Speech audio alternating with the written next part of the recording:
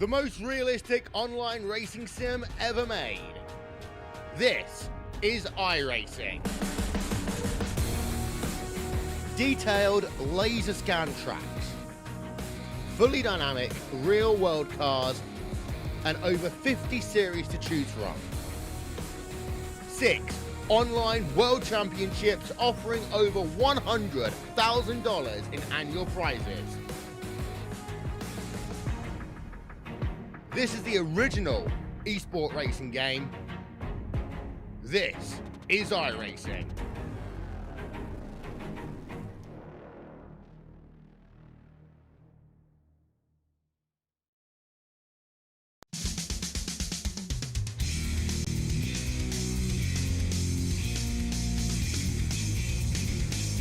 Well, hello, ladies and gentlemen, and welcome to the Turn 3 Racing Network. As tonight we're here for championship night, a doubleheader to the Schoony's Country Market 100 ×2.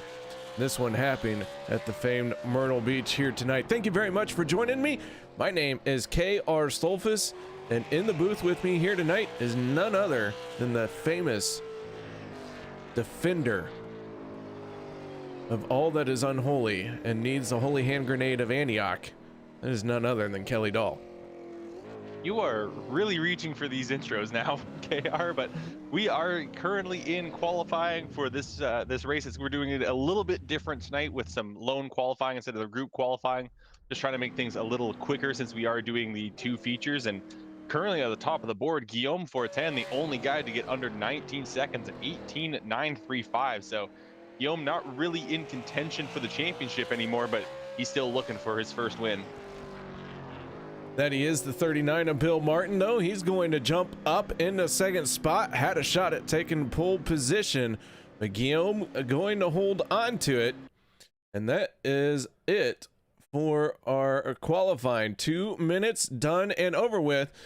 As usual, we have 16 cars making it into the A and then everyone else into the LCQ. But the good news, everyone here today is going to make it into the first race.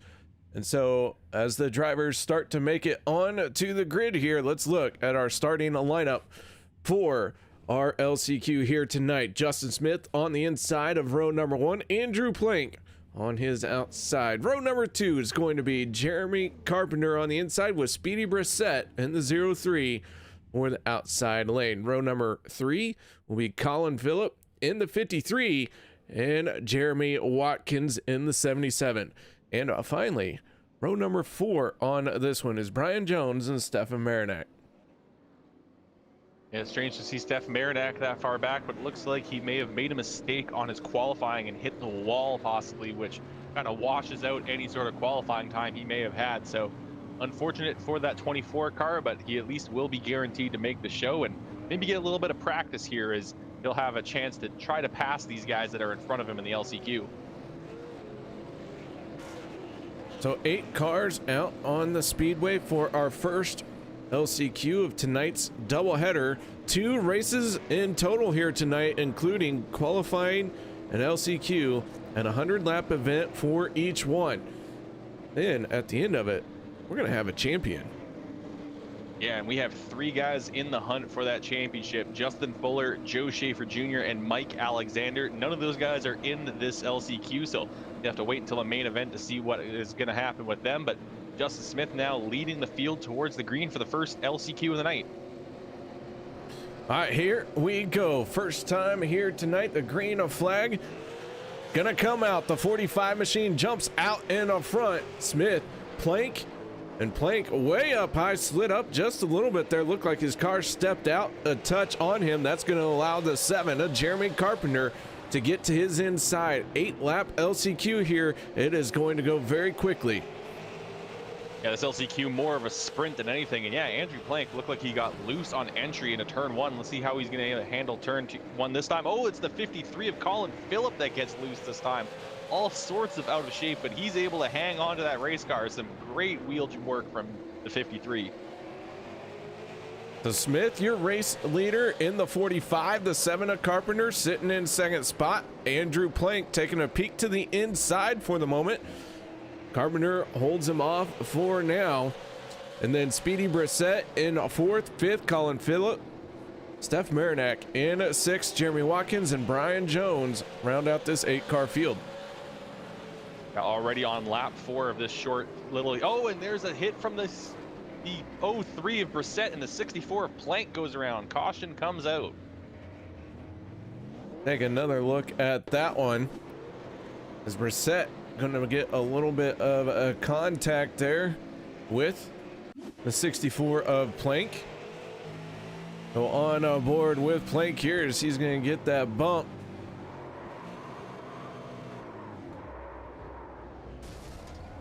Little tappy tap on that outside wall. And able to continue on. And the 03 puts his hand up signifying he is the one that caused that, so he'll be waved to the back of the field. But good thing for the 64 and the 03, everyone is transferring on from this, so they don't have to worry about fighting their way into this event.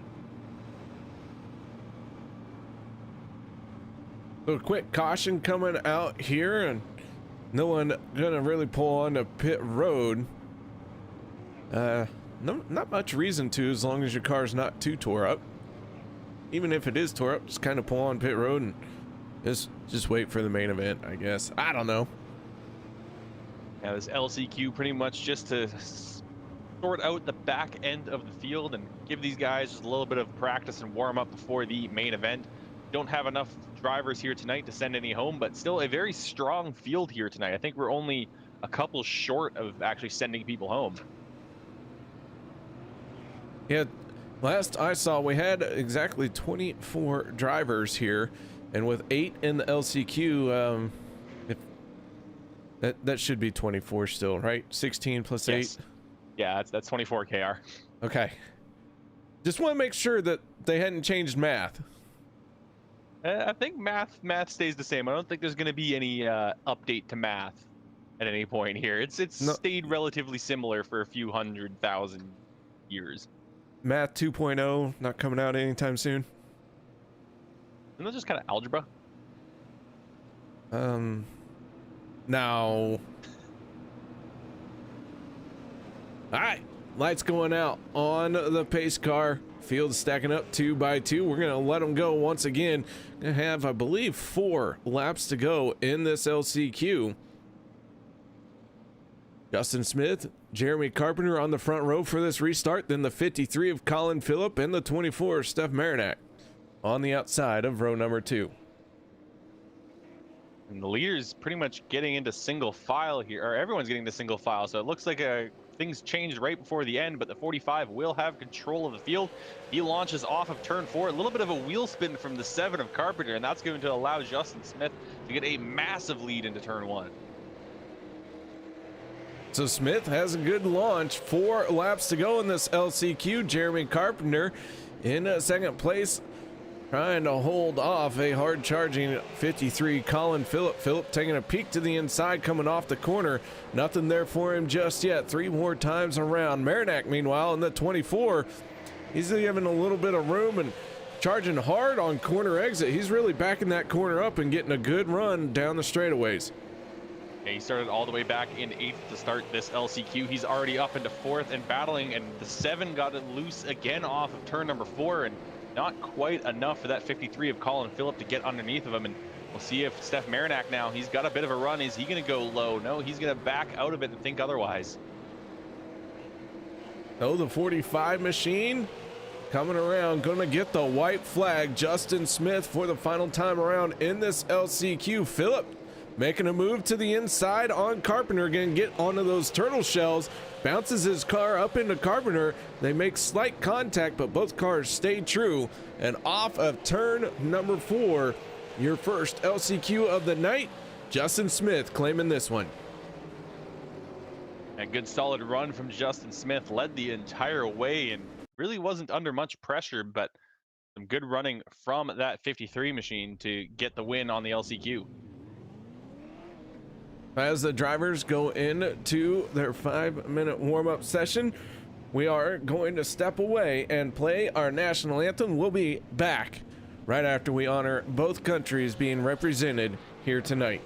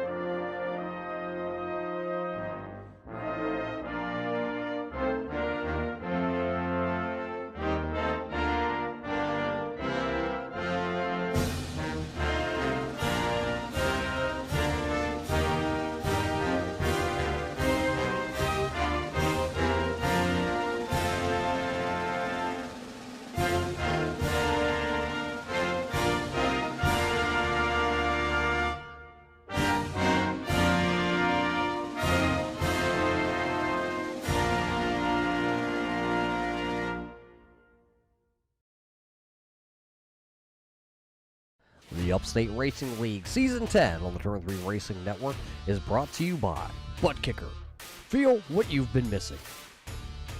Arts Barbershop. R&R Auto.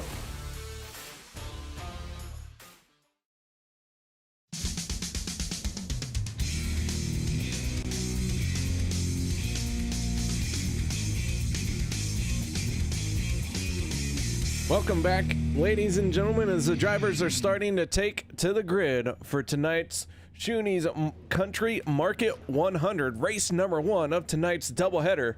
That means it's time to get right into tonight's starting lineup.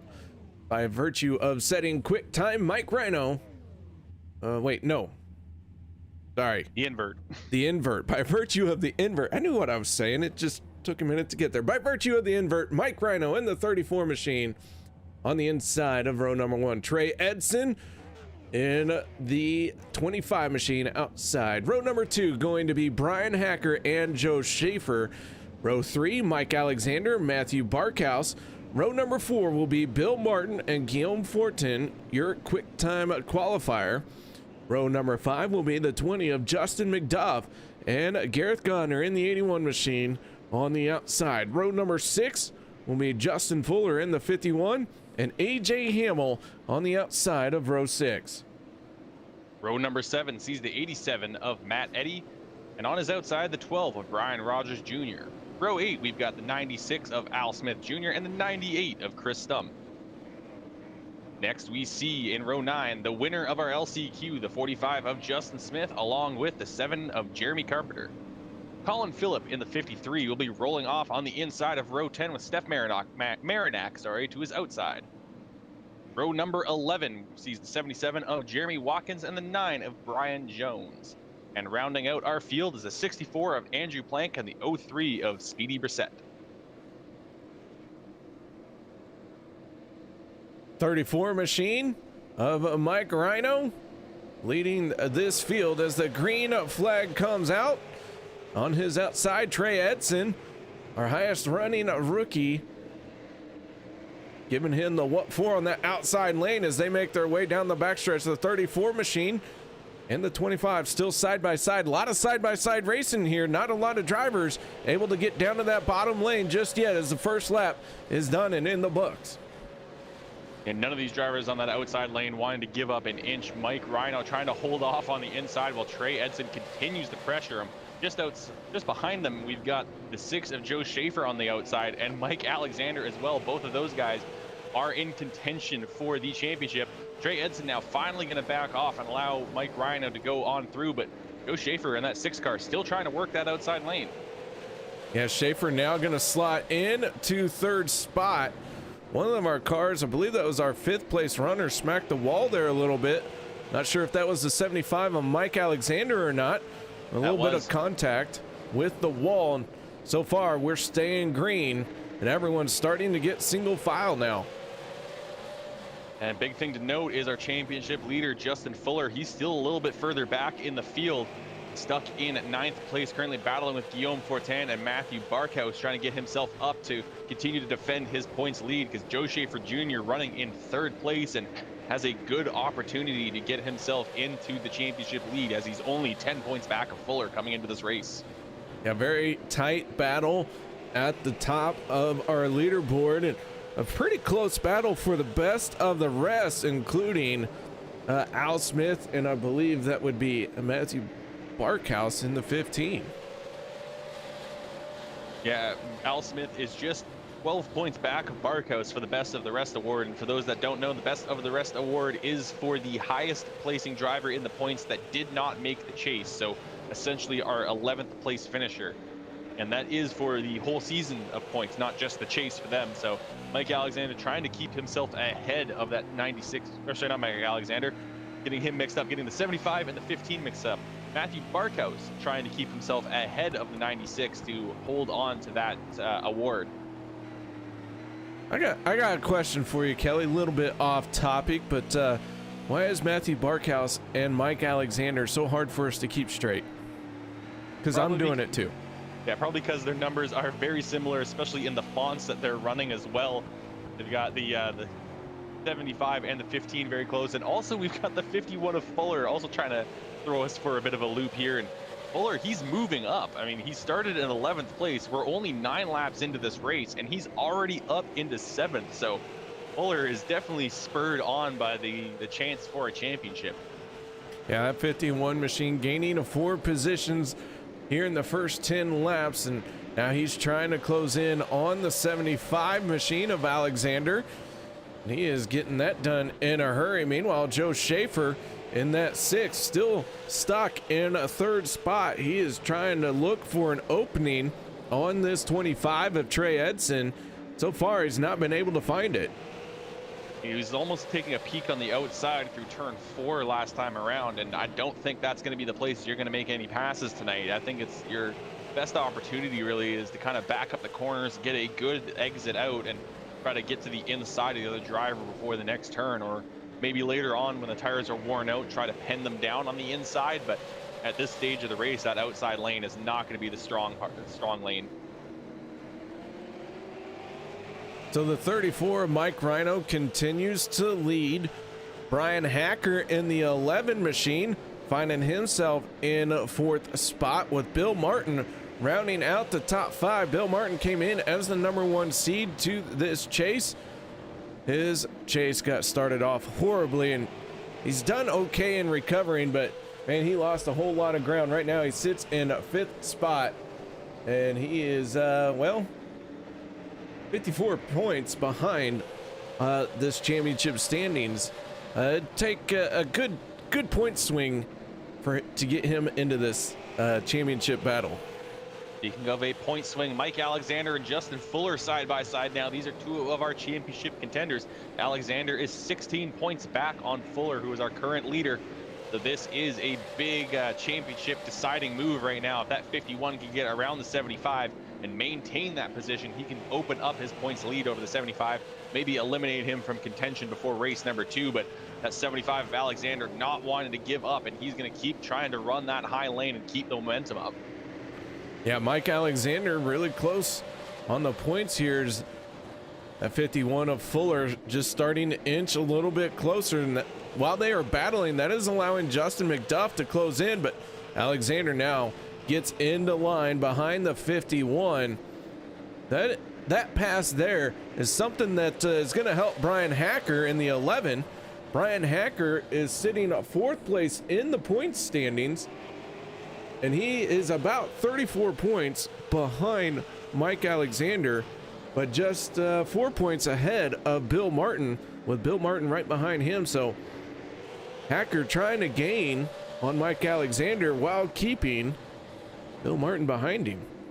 Yeah, and someone that's not going to want to see these passes is we got a bit of a battle for the lead. Edson trying to get his nose to the inside off turn 4. He's had some good exits off of 4 these last few laps, but hasn't been able to make the move stick. But oh, we do have a caution out now, and that looks to be possibly the 03 of Brissett. Some damage on the left front of the Speedy Brissett machine. Let's take a look at what happened here. Brissett gonna tag the wall down the back stretch. The 77 and the 9 of Brian Jones and Jeremy Watkins. All 3 cars were battling it out. We're all trying to figure out where they wanted to go. Let's take another look at this one. 77 gets into the corner. Looks like he locked the brakes up a little bit, and the 9 gonna help tap him, and that is gonna send the 03 of Brissett on around. Yeah, it seems to be a little bit of help from the net code here as the 9 and 77 got into each other. It seems the prediction thought that 77 was going to turn a lot more, and that just kicked the 03 around. 77 of Watkins has come down pit road to get a little bit of damage repaired, but that 03 car is going to keep going even with the bashed up front end he's got. A little bit of a cosmetic damage on the 03, it looks like. Some sheet metal work. Hopefully they'll be able to get that ironed out by race number 2. Well, they will have time between the races to get into some new cars and get some fresh cars, so really they can tear up these cars as much as they want in the first race and really be able to attack the next race with a brand new race car. So Someone that is not going to like seeing that caution, though, that's the 25 of Edson. He was having a good opportunity and having a good run. He was starting to really pressure the 34 of Rhino, but now this is going to completely kill the momentum that he was starting to carry, and now might actually open up an opportunity for Joe Schaefer to maybe work the inside line. Yeah, they are going to restart 2 by 2, and that will put Schaefer on the inside, and that is kind of the preferred line. We haven't seen anyone make a move to the outside yet that really has worked. They are able to put up a good battle, but losing a few inches each lap starts to add up, and so that outside lane just not being worked in to their liking. And lights are out on the pace car, though, and we will get back to racing this time. And since it is not the initial start, Mike Rhino will have control of the start. So as soon as they get to the restart zone, he will have the choice of when to fire off and take off down towards turn 1. And that's going to give that 34 a bit of an advantage. So Edson's going to have to keep an eye out that left window, try to time the jump right and be able to continue his pressure on that 34. Pace car is down and away, and as they come off of turn number 4, 34 fires, and that's actually a decent start from that 25. He's going to try to cross him up and get the door slammed shut, and the 11 gets turned Brian around. Hacker sideways, Fuller involved, Schaefer goes around. 3 championship contenders involved in this one. What a big stack up that was, and holy cow, Fuller getting involved in that one, along with Brian Hacker and Joe Schaefer. Let's take another look at this one. Schaefer goes into the corner. Fuller drove in hard and deep, makes contact with the 11 and the 6 because of that. I don't know if Fuller just misjudged the entry or if what I'm seeing isn't what really happened out there. It seemed like he was pushing hard into the entry, and really in Fuller's situation, there's no real need for that. He's already the championship leader. He just needs to not even have to beat the 6. He just needs to be close enough to him that he doesn't lose as many points. So I don't see the need to dive that hard into turn 1, but that is going to be unfortunate and catches quite a few of our championship contenders. Look like maybe Bill Martin in the 39.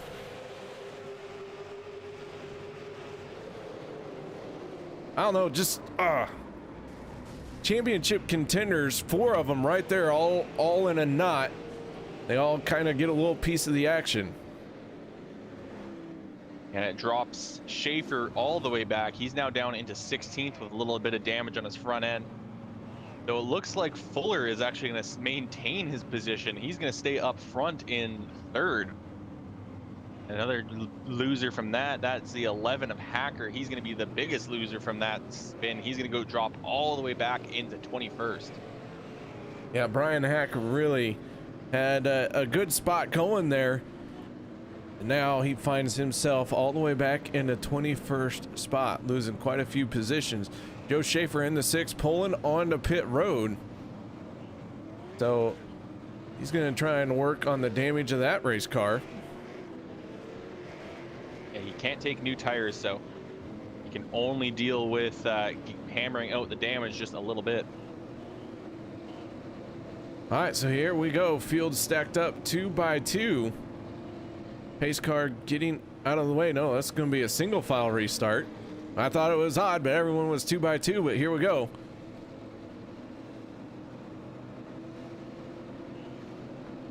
And go one more time around. It looks like the lights have come back on the pace car. Pace car had come down the pit road. Oh, Joe Schaefer is actually going to pull it behind the wall, so this might be it for the 6 cars championship contention. So Schaefer behind the wall, the damage too much to be worked on pit road. I gotta tell you, that 6 machine gotta be just a touch upset about that to have his championship hopes go up here before we even get to lap 30. And there's still a whole nother race to go, but pace car is down, and we're going to get back rolling. Mike Rhino with control of the field in single file. He's going to jump as they get off of turn 4. Head down into turn 1. Hopefully we can get through cleanly this time. Trey Edson now already under pressure from that 51 of Fuller, who's bringing the 39 right along with him. So Mike Rhino, early race lead. The single file restart here is allowing Trey Edson to not have to make that bold but awesome move that he had to do on that other restart. He has been able to tuck right in behind the 34. Fuller getting into the wall that time, and that's going to cost him as he goes up the racetrack. Bill Martin's going to get underneath of him and take a chance at third position. Going to have it at the line, and he will clear before turn one. Mike Alexander, though, was trying to get right in there, so it looked like Fuller was going to give up that position and just slot in so that Alexander didn't have an opportunity to get underneath him. And Mike Alexander would have loved to have made a pass on Justin Fuller, as he's just 16 points behind our championship lead coming into this one. He's got a nose to the inside. That 51 machine maybe looking a little bit wounded. Yeah, the 51 does appear to have damage on his car from that last crash, and seems to be a little bit on the left side. So we'll see if the 75 is going to be able to make a pass here, as he's all over the rear bumper of that 51, and Fuller is actually starting to lose grasp with those front three drivers. At the front of the field, Trey Edson starting to work over the 34 of Mike Rhino. Rhino has been out in the front for our first 35 laps here. 39 of Bill Martin has closed in on these two. Bill Martin would like to take a shot at a win here at Myrtle Beach. Trey Edson putting the pressure on Rhino once again, picking up where he left off from just a few cautions ago and trying to see if he can get to the inside. We'll see if he's going to make an op pass on turn 4. That's the place he's been trying to make the move earlier on. Now seeing if he can maybe shove the 34 out of the way, but not an opportunity for him to pass this lap. Chris Stump in the 98 has pulled on the pit road, and so too has Stefan Marinak. So Marinak on the pit lane, another championship contender with some problems here tonight. Yeah, Marinak really not having a good night. Had to start all the way in the back of the LCQ and race his way in, and now has pulled off the racetrack and is now starting to become multiple laps down. Chris Stump was already a few laps down. He's now 5 down, so I think the 98 is essentially done from this race. Yeah, pulling on the pit road, especially under green flag here in the Upstate Racing League. Short track action. You never pit for tires except for that one time at Iowa. I think that was Iowa, wasn't it? Yes. The only one we stopped for tires. Yeah, so because if you have to pull Iowa takes a bit more fuel, so these guys needed to top up the tanks, and they gave them a set of tires to go with it. Yeah, that is the only time we've seen anyone come down pit road for tires, fuel, whatever. Essentially, if you got to pull on the pit road in an Upstate Racing League race, your night's going south. Trey Edson still putting a lot of pressure on that 34 machine. He's now going to make a look to the inside. Is he going to be able to get his nose into turn 1? He can't, so he's going to have to back off, but he's got a lot of pressure on behind him, as well as Bill Martin is right on top of him. And with this battling, kind of brought Fuller in a little bit, and we actually have a caution once again. Yellow flag coming out. We're going to check in on this one, and I believe it is going to involve the 87 machine of Matt Eddy in the 18. They're going to make contact going into turn number 1. The 87 noses into the outside wall. Looks like having a little trouble getting it fired. Gets it going and rolls right back around. So just a little itty bitty touch. It's enough to send the 87 around, but that one by the 18 of AJ Hamill. And Hamill just got in what appears to be a little hot, washed up just a touch. That was enough to send the 87 around. And Trey Edson once again going to be stuck on the outside of row 1 on this next restart. So that's going to be a big opportunity for Bill Martin. If he gets a decent start, he may make the move. But we saw in the last double foul restart, Trey Edson got the jump pretty much bang on and nearly crossed up 34 of Mike Rhino into turn 1. So we'll have to see what Edson's got up his sleeve this time. Yeah, that's going to be an exciting one for sure. We are nearing the halfway point, working lap 44 now of 100. We do have 3 cars out of the race right now. That is Steph Marinac, Chris Stump, and Joe Schaefer Jr. Marinac and Schaefer, 2 championship contenders. And with just one more race to go coming up here at the conclusion of this one, that is not a good spot for Schaefer to be. Yeah, I think Schaefer calling it here on this race is essentially taking him out of contention. So really the focus is going to be on the battle between Mike Alexander and Justin Fuller. Alexander only 16 points back on Fuller, so if he's able to get a couple positions on him in this race and a couple in the next race, he may be able to take the championship away from that 51 machine. As the field continues to cycle around here at Myrtle Beach, somebody making their way onto pit road. Probably go around one more time here. We'll see the lights go out. And Kelly, this race, as we're getting to the halfway point, Mike Rhino been holding these guys off for 45 laps, but you know as well as I do, the longer we get into these things, the more those tires wear out. You think Mike's still able to keep that car out in front here in the next 50 laps? It's looked less like he's holding him off and more like he's holding him up lately, because Edson and Martin were pretty much all over that 34 machine and all over the rear bumper trying to get around him. And Edson had a few opportunities. He just has to make the pass stick. All right, well, here we go. Lights are out on the pace car field, stacking up 2 by 2. Pace car peeling onto pit road. Mike Rhino, Trey Edson on row number 1, Bill Martin, and Justin Fuller, row number 2 for this restart. Green flag, anyone? We are back at it. The 34 of Trey Edson trying to make it work on the outside lane, and he has got the momentum going his way. Yeah, Edson trying to really attack on that outside instead of trying to go to the inside where he's been trying before and had nothing work. And he's actually been making the momentum on that high side and keeping the speed down the straightaways. He had the lead at the line there. So first lead lap for the 25 machine of Trey Edson, finally breaking the streak of Mike Rhino. And Edson now actually starting to make that outside line work. He's starting to pull ahead of the 34. Yeah, he is getting a little bit further ahead each time. The outside lane starting to pull its weight, and now the 25 has him cleared. The 34, Mike Rhino, slots in the second spot. Bill Martin in the 39 machine. Big stack up. We got another one sideways. Al Smith into the wall with the 18 of AJ Hamill. Another caution coming out, and I think that was from a bit of a checkup here. We'll take a look in a moment. It looks like it may have started with the 15 and the 20, where they got into each other. 20 got a little sideways. People started to check up, and then behind them, really the accordion effect caught up with them.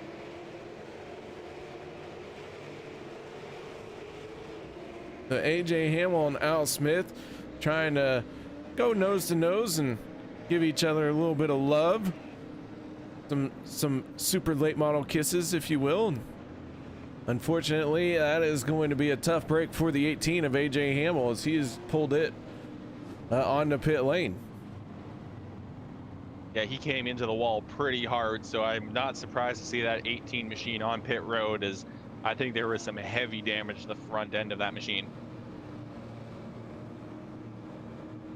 So Trey Edson out in the front for the first time this race. We have a new leader. The 34, Mike Rhino, finding himself in a second. This one is, well, Rhino and Edson going to be switching spots for this restart. And it's going to be the first opportunity for the 25 of Trey Edson to control the field coming to the green flag. And I believe Edson is looking to get his first win with the Upstate Racing League. Yeah, he's had a few good finishes this season. He was in the chase, but pretty much out of championship contention with 82 points back. But I'm sure he would take a race win as a bit of a consolation prize.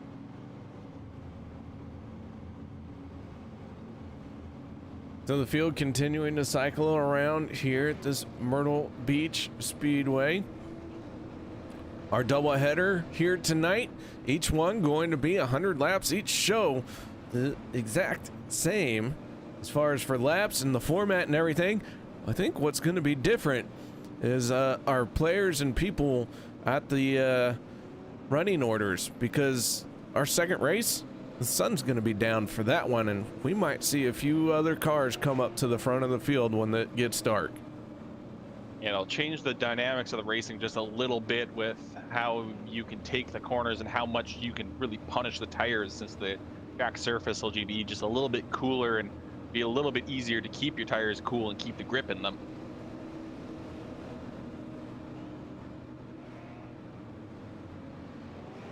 The lights go out on the Ford Mustang. Trey Edson, Mike Rhino, row number 1 on this restart. Then the 39 of Bill Martin and the 51 of Justin Fuller for row number 2. The 75, Mike Alexander, and then the 13 of Guillaume Fortin, who put this thing on a pole. It's finally starting to work his way forward. He finds himself in the outside of row number 3.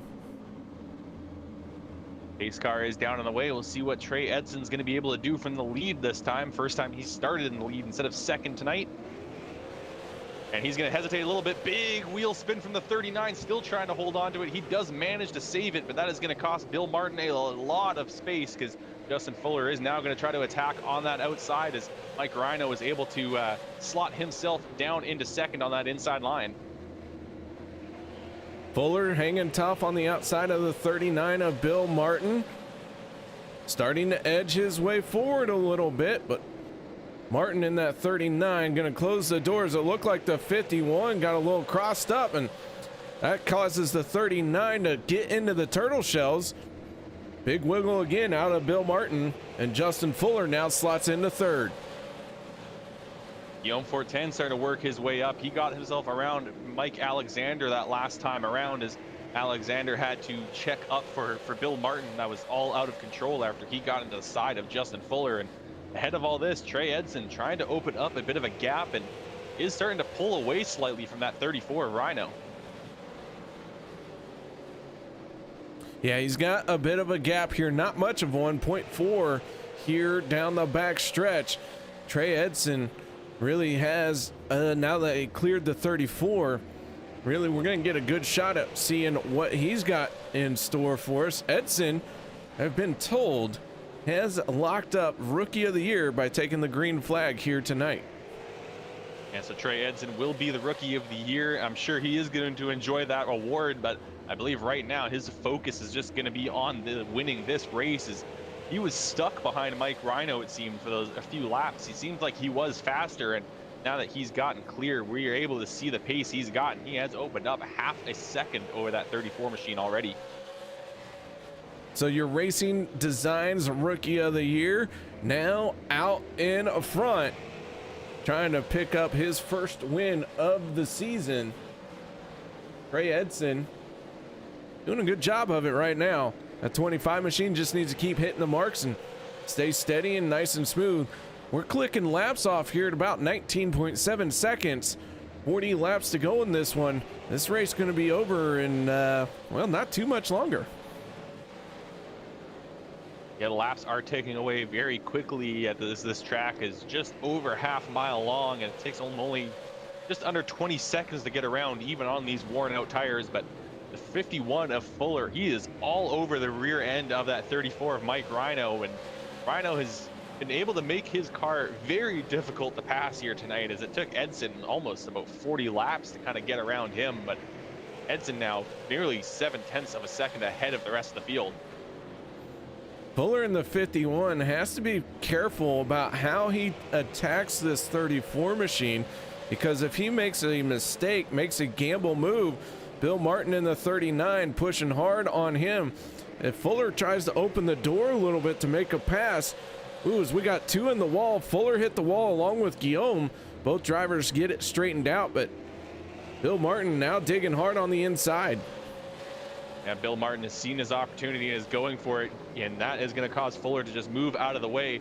Fuller trying to get himself back down to the bottom line before Fortin gets there, and he is going to be able to slot himself into line, but I don't think that 13 car is going to give up just yet, as he's now right on the bumper of the 51 that once again is still damaged, and probably damaged even more after getting into the wall last lap. Yeah, Fuller in that 51 machine right now being the definition of a trophy or steering wheel, as he is trying to put that car to the front of the field, and in the process finding a few things to bump into with the 51 machine in a fourth spot. He's going to tag the outside wall down the front stretch. That's going to allow Fortin to get to the inside, and the 75 of Mike Alexander, his championship contender, going to come up along with him too. Fuller trying to battle back on the outside through turns 1 and 2, but with that damaged race car, who knows how well he's going to be able to maintain the momentum as Fortin gets a little bit further ahead on the inside down the front straightaway, and that 51 has got to get down to the bottom side before the 75 gets there, and he is going to be able to slot himself down, and just in front of them, Bill Martin has got to the inside of Mike Rhino. Martin in the 39 making the move for second. That could also open the door for Guillaume, but Rhino holds him off as we have ridden on aboard with Mike Alexander around this Myrtle Beach racetrack. Meanwhile, Trey Edson has found himself a nice little groove. He's pulled to a 1.4 second lead now over Bill Martin. Now here comes Guillaume Fortin to the inside of Mike Rhino off of turn number 4. He's going to be able to have that preferred line through turns 1 and 2, and that's going to allow the 51 to kind of catch up a little bit as well. Fortin not quite getting clear of Rhino just yet. He is going to have a bit more speed on the inside through turns 3 and 4, and now he's going to get clear on the front straight. And now it looks like the 51 is going to try to follow him through. Yeah, Justin Fuller in the 51 taking a peek to the inside as we got 30 laps left to go. Trey Edson trying to outrun Bill Martin. Martin trying to close in on him. That 39 machine, we know he's capable of winning. He's done it, I don't know, about 3 times here this season. Yeah, just this season. He has numerous wins previously as well, as he won quite a few last season, if my memory serves correctly. So the 39 machine trying to pick up his 4th win of the season. Trey Edson trying to outrun him, a rookie out in front here of this Upstate Racing League Pro Series. He is doing all he can to make it to victory lane. Trey Edson, who locked up that Racing Designs Rookie of the Year award, would like to be also a race winner. Yeah, but the gap between Martin and Edson is closing, but just that last lap didn't really shrink by all that much, so Edson may have been holding off after he got a decent lead to kind of ease up on the tires, and now might be trying to push it once again. We'll have to see this time around if that gap is going to change at the line, and it is going to shrink again, but again, not by much. So with 75 laps in the books, or now going to be in the books after this lap, Bill Martin has got to turn on the jets to close up that gap. Yeah, catching him's one thing, passing is going to be a whole another situation. And that 39 machine, well, like you're saying, 25 laps to go. That's going to be pretty darn close. Guillaume Fortin, right now, he's sitting in 3rd. Once he cleared Justin Fuller, he has put a gap on Fuller. Mike Alexander and Brian Hacker both have made their way around Mike Rhino. Hacker, who has been working his way through this field very quietly. If you remember that restart mishap that took 4 contenders for the championship and tossed them all around, this 11 machine really ended up with I'd say the tough break out of that one until Joe Schaefer pulled it on the pit road and wasn't able to continue. But Brian Hacker all the way up into 6th spot now, doing what he can to recover. But the big battle for the championship is between Fuller and Alexander here, both of them on the track, 4th and 5th. And it looks to be like Fuller is taking a very defensive line. He's pretty much focused his entire race on trying to hold off that 75 machine. And Alexander, running out of time, he's got to find a way around the 51, or else he's going to have an even bigger gap to deal with in race number 2. But back towards the front of the field, Bill Martin closing up that gap. He's within a second now, but he's still 0.8 back with 21 laps to go. He is, and we have had another championship contender pull onto pit lane. That is the 20 of Justin McDuff. McDuff came in 162 points out of a championship top spot. So it was not in the cards for him to be champion, but regardless, one of our chase drivers on pit road, an early exit for now our fourth one. AJ Hamill on pit road as well. Yeah, AJ Hamill caught the worst of it on that last accident, and Bill Martin, he has really closed up this gap. He's now within 0.7 of a second, but still not quite enough. That next time around again does actually take off another 1/10 of a second, so that gap is getting smaller and smaller. We'll see if Trey Edson's gonna have enough left in the tank to hold off the 39. Yeah, big chunks falling off here. Trey Edson in the 25 machine. Looks like for a few laps he has gotten out of his rhythm. His line not being as crisp as it had been. The 25 machine though, you can see that 39 is getting there. You know, once you start worrying about the car behind you, you kind of start making little mistakes here and there. That's all part of being a rookie here with the Upstate Racing League, but Edson not driving like a rookie right now as he is out in front trying to hold off one of our big winners this season. That's the 39 of Bill Martin. Yeah, but a big moment in the championship here. Justin Fuller just a couple laps ago got into the wall on the front straightaway, and that allowed Mike Alexander to get through. So Alexander now takes over 4th spot, and he will, if he holds on to that position, he will cut into the lead of Justin Fuller just a little bit. But Fuller now has to focus on not just trying to get that position back, but also having to hold off Brian Hacker, who is also in a damaged race car, a big dent in the front end of that 11 machine. But Hacker has not let him hold him up at all, as he came from pretty much the back of the field right back up into 6th place. That he has, and I'll tell you what, Mike Alexander was cheering hard right now for Brian Hacker to get in front of Justin Fuller. Meanwhile, the battle for the race lead is getting hot and heavy. The 39 of Bill Martin has his front bumper all over the back bumper of Trey Edson.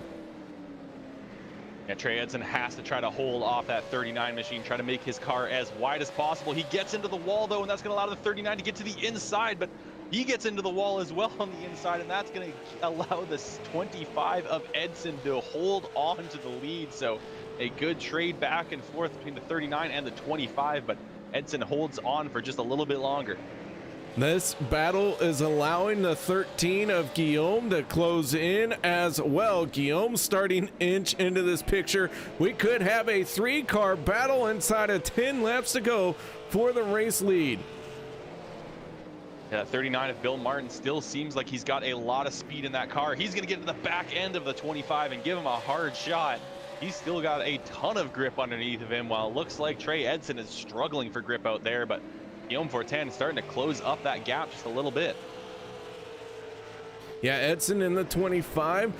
As I mentioned, you know, his line wasn't as sharp, wasn't as crisp. Tire fall off, a big thing here as we're, 90 laps into this race. Bill Martin, the veteran here, 3-time winner this season, showing that rookie that, you know what? Don't get too nervous. I'm only gonna rattle your cage. Trey Edson looking for his very first win, and another guy looking for his first win. That's the driver of the 13 in 3rd place, Guillaume Fortin. He's gonna have to close up the gap though, but hope that really the 25 and the 39 slow each other up as they battle. And Trey Edson really trying to turn on the jets now and try to keep himself ahead of that 39 of Bill Martin. They are running nose to tail right now for 1st and 2nd as we go on board with Guillaume. And I'll tell you what, this Track Racer onboard camera has got to be a great seat for not only us, but the 13 of Guillaume, who's watching this great battle in front of him. I think we add in this 13 machine here in about 2 more laps, and it's going to be a 3-way battle royale.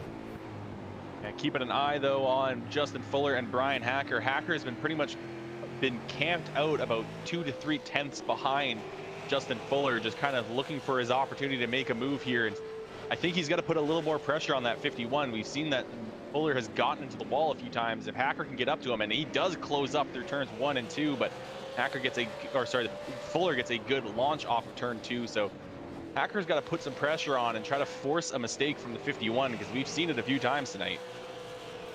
that we have 6 laps to go. The battle's still staying very close at the race lead. There are a couple other battles on the track here. Brian Rogers in the 12 machine, Andrew Plank in the 64.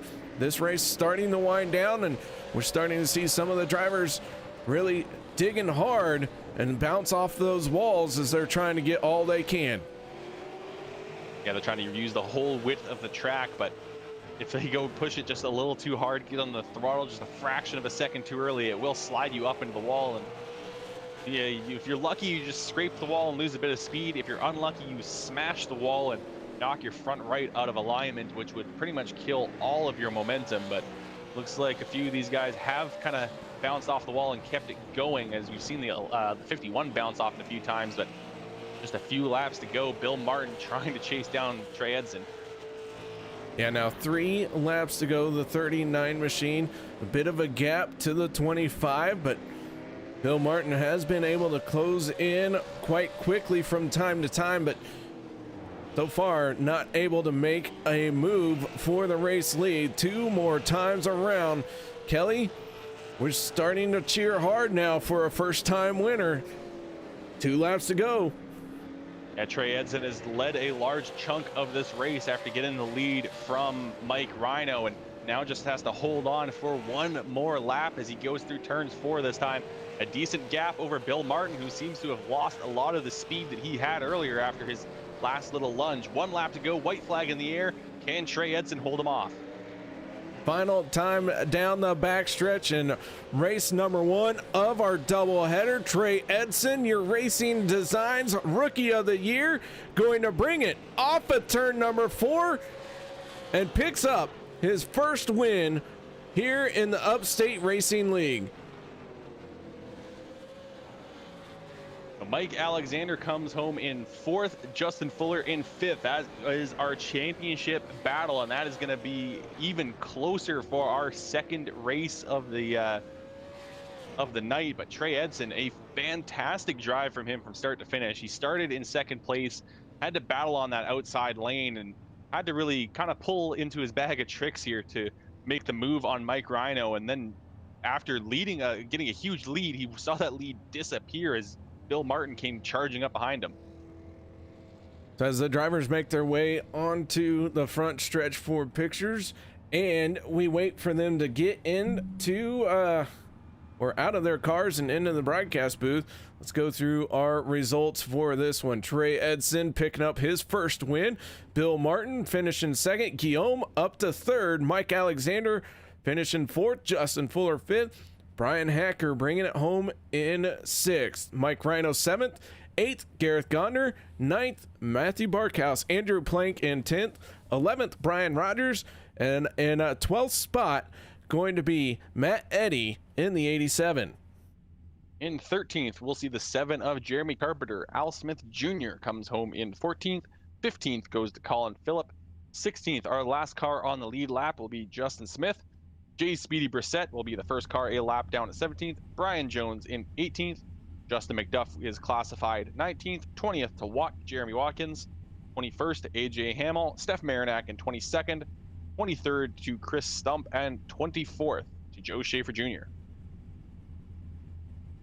All right, ladies and gentlemen, that one is done and in the books. The first race of tonight's doubleheader done and over with.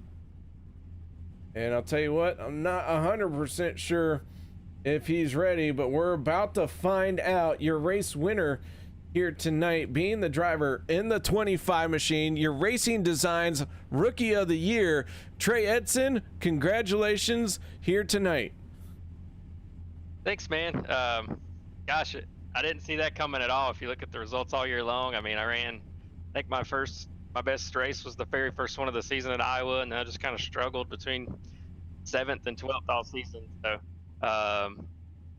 definitely unexpected, and I'll take it though. It's a heck of a way to. I know we got another 100-lapper coming up, but that's a good way to close out the season. Well, it's 25 machine picked up the race win here tonight, leading a good chunk of this, and one of the only drivers who made a pass on the outside lane here tonight. Walk us through that battle for the race lead. Yeah, I mean the first 40 or so laps, I felt like I was pressuring the 34 there, Mike, for the lead, and I just couldn't ever pressure him to a mistake. There was a few chances where I really could have kind of forced an issue, but you know it's early, you don't want to risk anything and end up taking yourself out or taking someone else out. So I just kind of rolled with him on the launch there and uh, bombed it off into the corner and made sure I just stood on the brake and got it pointed to where I could put the power down on exit and get a good launch. And I think he was kind of pushing and tight. You know, you got your front tires bound up there on the bottom, and I just cleared him. That was actually my goal on the initial start, but I just didn't wasn't able to get it done. So Bill was third, I think, and Bill's super fast as you saw at the end. He I don't know how the heck he gets the car off into one that fast and then carries that corner speed. That was impressive. When he got to me, I didn't think I was gonna be able to put up a fight. Um, but yeah, I mean, that was the first laps I led all season long, and just kind of like I said, it's just kind of unexpected. I'm not very good in the super late model. I'm more of a NASCAR, Cup car, Xfinity truck guy, and I'm good friends with Justin Fuller, and he talked me into running with these guys this winter, and got a new wheel and pedals here in the last few weeks, so maybe that's a little bit of the difference in the finding a little bit of success tonight. But I don't know, kind of speechless. I don't really know what to say when I win in something that's not a NASCAR. Well, man, for being kind of speechless, I think you had a whole lot to say there, and that was just great, man. You can hear the excitement. That first win in the league is always something special. So, man, congratulations on that. Any other shout outs or thank yous that you'd like to give? Thanks to you guys for taking time out of your hectic life schedules and broadcasting this league. And like I said, it's my first year with these guys. I don't really know a whole lot of them. I'm trying to play nice and not make anybody mad here the first season. But just thanks to Al, he puts a lot of effort into the website and a lot of emails and stuff behind the scenes to keep us all in line and just keep the league kind of flowing in the right direction. I really like what he does. He's a heck of an admin. He's a nice guy. Races clean, and Polar's been with these guys for a few years, but I didn't know what to expect. But I'm impressed with the whole operation Al's got going on. So thanks to him. There's really no sponsors on the card. Thanks to Fuller for talking me into this, and again, thanks to you guys. All right, that is Trey Edson, your Racing Designs Rookie of the Year winner, and your winner here in the race one of our doubleheader tonight for the Schoony's Country Market 100. Once again, congratulations, Trey. Appreciate it. Hopefully I get to talk to you guys here in about an hour or so. Absolutely, man. Good luck to you in race number 2. Appreciate it. Y'all have a good one. All right, that is Trey Edson, your race winner here tonight. But now, let's have ourselves a conversation between Kelly Dahl and Dr. Noise himself, the 39 machine of Bill Martin. I was talking to Guillaume, you guys, and you pulled me away. Well, now you got to talk to a different Canadian. This is ridiculous. You had to talk to an Eastern Canadian. Now you're talking to a Western Canadian, and you're just going to have to deal with it, Bill. All right, I'll deal with it. Well, caught up with Bill Martin. And Bill, a bit of an eventful race. I mean, you started back in 7th, and you had a lot kind of happen around you, but it looks like you came away with that with a clean car. Did I? I haven't looked yet. I'm still sitting in it, in my Toy Story outfit. You got a little bit of a dent to the right front, but that's about it. So how did you kind of weave your way through all of the chaos around you? A little bit of it was luck. A lot of it's luck.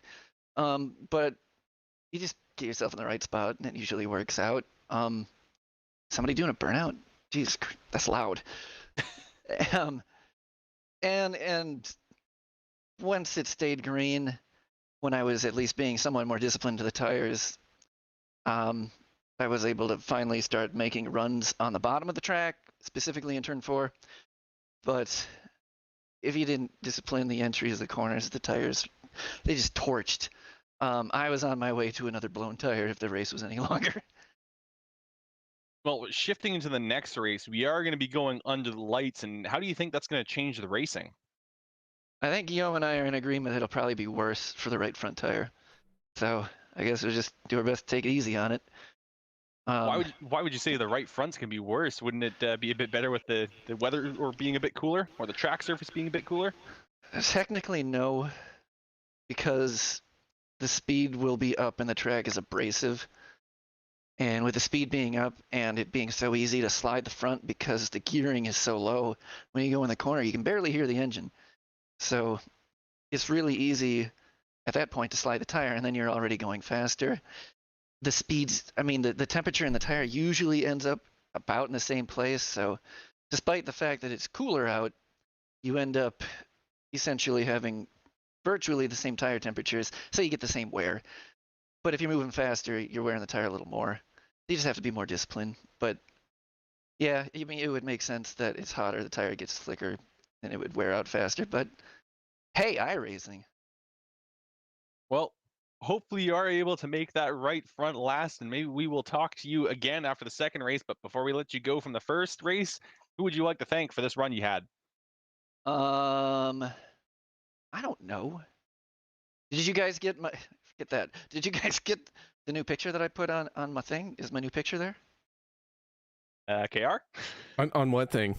On the little thing that shows up when you guys show our faces. I have your This is still the angry guy? yeah. This is bullcrap. Well, I put a new guy on there, so no thanks to driverinformation.executable. No thanks to that. How about that? If I get in the top 3, I'll thank somebody then for the next race. How about that? All right, Bill. So hopefully we'll see you then, and good luck to you in the second race. Congrats to Trey. He got his first win, and he did a really good job. So, yeah, see you guys in the next race. Maybe. We'll see. I might blow a tire. Okay, bye. All right, so that is Bill Martin, driver of the number 39 and punisher of right front tires. But now moving on, I believe KR is going to catch up with our third place driver. I have caught up with our third place driver who has very patiently been waiting in a line, and Guillaume, that 13 machine, made it all the way up into third. Set quick time here tonight, had to start in 8th place because of the invert, and that 13 had some solid speed all night long. Oh yeah, it had speed until I crashed it into the wall at the end. I'm really glad that I was able to find speed and qualify, but with the invert, it's so tough to pass after that I got stuck and I went back to like 11 and made my way up front and burned the right front a little bit too much. Well, Guillaume, it was an interesting race here amongst the points battle contender, the chase contenders, and the 13 machine by getting a few bonus points and a solid third place finish. You know, you're going to move up some, maybe getting closer to some of your contenders, but a hard spot to be in with third when you really kind of needed a win. Yeah, honestly, now I don't have a chance at the championship, so I'm just looking forward to get my first win with Upstate, and that's all I want from now on. All right, man. Well, this 13 is going to get into victory lane. I feel it. It's coming up in race number 2 of our doubleheader here tonight. Oh yeah, I'm hoping for that. It's all gonna be in qualify if I can catch the invert because it's so tough to pass. So I'm hoping to catch the invert and qualify this time. All right, man. Well, any shout outs or thank yous you'd like to give? Oh yeah, first of all, I have to thank my teammates at 09 and D Program, and also Rumar Vinyl Design and Racing Design for sponsoring me. All right, Guillaume, nice job out there. Solid third place finish. One more race to go, and I'm going to be talking to you in victory lane after this one. I can feel it. Oh, yeah, I hope so. All right, man. Nice job out there tonight, and good luck in race number 2. Thank you. All right, Kelly. Well, there you go. Top 3 done and over with. We're still waiting to hear from the admins about the points after this one. So what we're going to do is we're going to step away for a bit of a break, and then we're going to come back and we're going to get race number 2 underway. What do you think about that? Sounds pretty good to me. I would like to get ourselves back to racing and see who we are going to be crowning our champion tonight.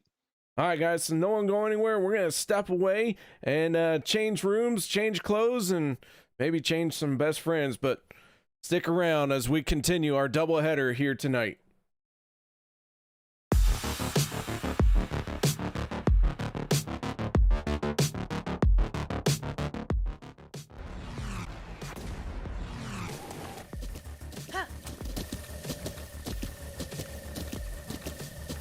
With the Butt Kicker Gamer 2, what you see and what you hear is what you feel.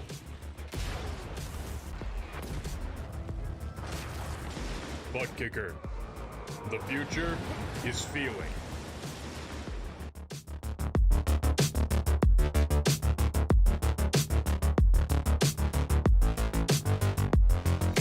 Kabang Energy Candy contains 100% of vitamins B6, B12, and C plus ginseng. And the best part is no caffeine. Kabang Energy Candy is sold everywhere, including participating Walgreens. Kabang Energy Candy, it's bangalicious. Bowling brings people together.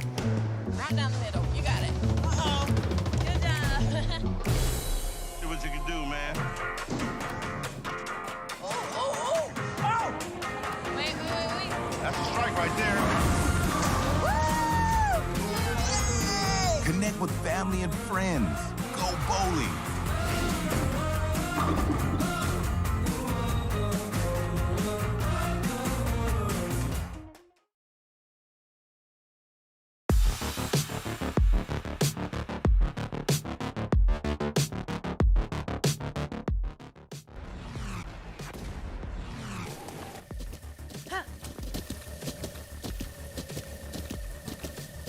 With the Butt Kicker Gamer 2, what you see and what you hear is what you feel.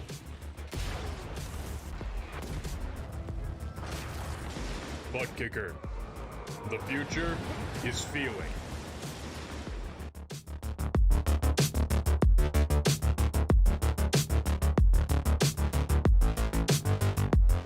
The Upstate Racing League Season 10 on the Turn 3 Racing Network is brought to you by M&M Country Store, Dr. Noy's Custom Paint and Diecast, Coach's Corner, Kabang Energy Candy.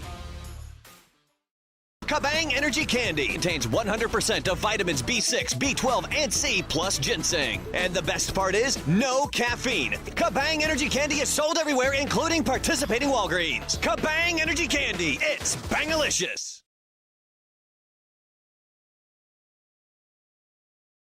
The Upstate Racing League Season 10 on the Turn 3 Racing Network is brought to you by Eddie's Meat Market. Nobody beats Eddie's Meat.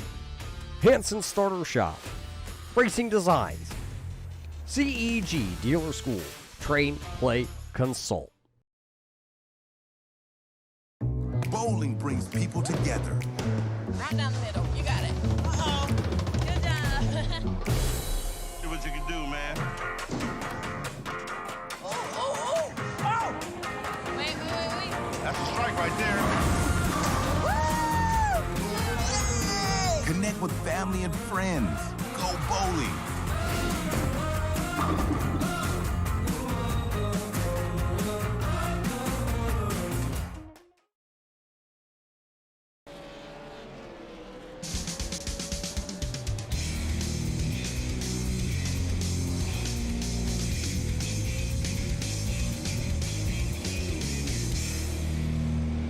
Well, welcome back, ladies and gentlemen, as we get ready to bring you race number 2 of tonight's doubleheader. The sun is setting on this Myrtle Beach Speedway.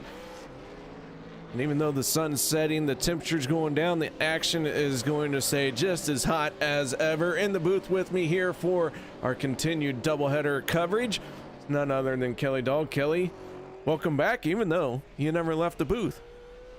Yeah, I've been here the entire time. Didn't even go anywhere for a bathroom break because I didn't really want to miss any of the action because we should be getting back to racing very shortly. And judging by the practice times, this race is going to be even faster than the previous one. Yeah, they have really come out of this race warm-up session laying down some very quick lap times. We're going to go ahead and take a look at some of our lap times here. Just Joe Schaefer setting the fastest time so far at 18.75.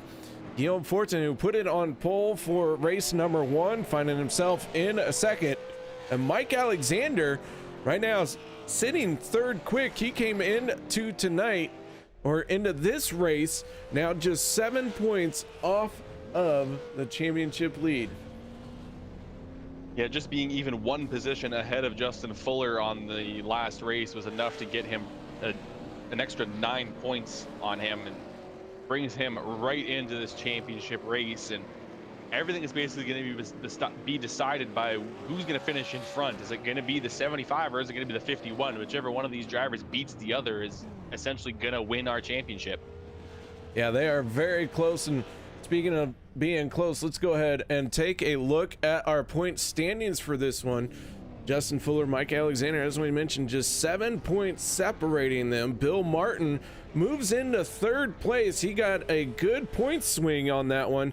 Joe Schaefer, however, he falls to fourth. Still only 1 point separating Bill Martin and Joe Schaefer. Brian Hacker in that conversation as well. So the top five all very close, and Guillaume moves up into sixth place. And Trey Edson's win brings him just 5 points back of Guillaume Fortin, so he may still have a chance to leapfrog one more position, but I don't think 67 points are really up for grabs here in this race, so he's pretty much out of championship contention. Our championship has now boiled down to just 2 cars. That it has, and Justin Fuller and Mike Alexander both out on, well, they were both battling each other in race number 1, and I see no reason that race number 2 is going to find a whole lot of separation between those two. Yeah, really, it's going to come down to qualifying and who's really going to be able to put down the better time between these guys. And I think Mike Alexander and Justin Fuller are probably going to start very close to each other on the racetrack. So I think it's going to be a very interesting battle between those two drivers. All right, so Alexander trying to get in a few more laps of practice. Justin Fuller sitting on a pit road. Matthew Barkhouse in the 15 machine. Well, he's trying to get in his practice as well. Could take a quick look at the best of the rest. So, gonna pull the points back up again here so we can see that one. Matthew Barkhouse has a 30-point lead over Al Smith.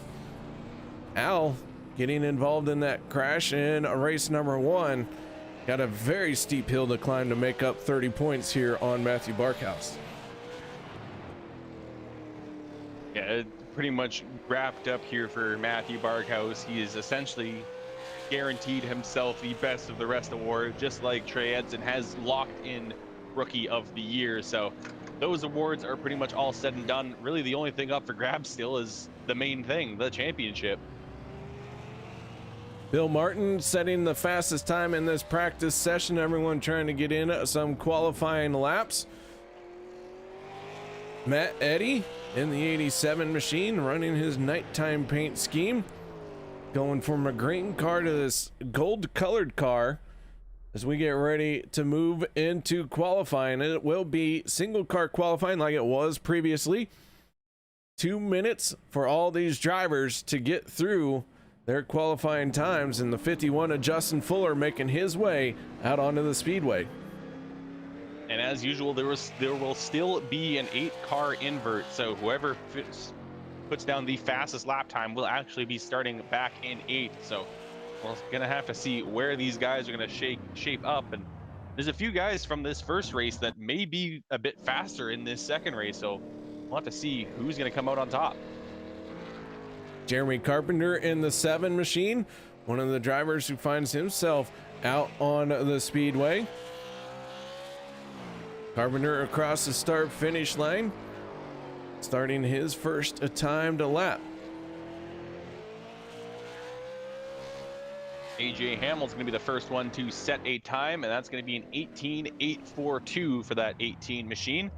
We only saw one driver break the 19-second barrier in the first race during the daytime, and immediately we're underneath that in the night. And Guillaume Fortin, who is that driver I was speaking of, puts down an 18.7 to go to the top of the board.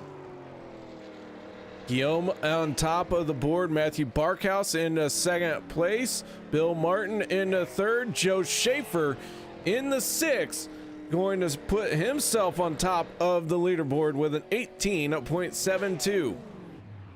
As mentioned, we do have an 8-car invert, so at the moment, AJ Hamill sitting in 8th place. He'll be the one starting in the lead, but going to keep an eye out for our 2 championship contenders. And Justin Fuller, he's actually outside of that top 8. He's sitting in 9th right now, while Mike Alexander in 4th.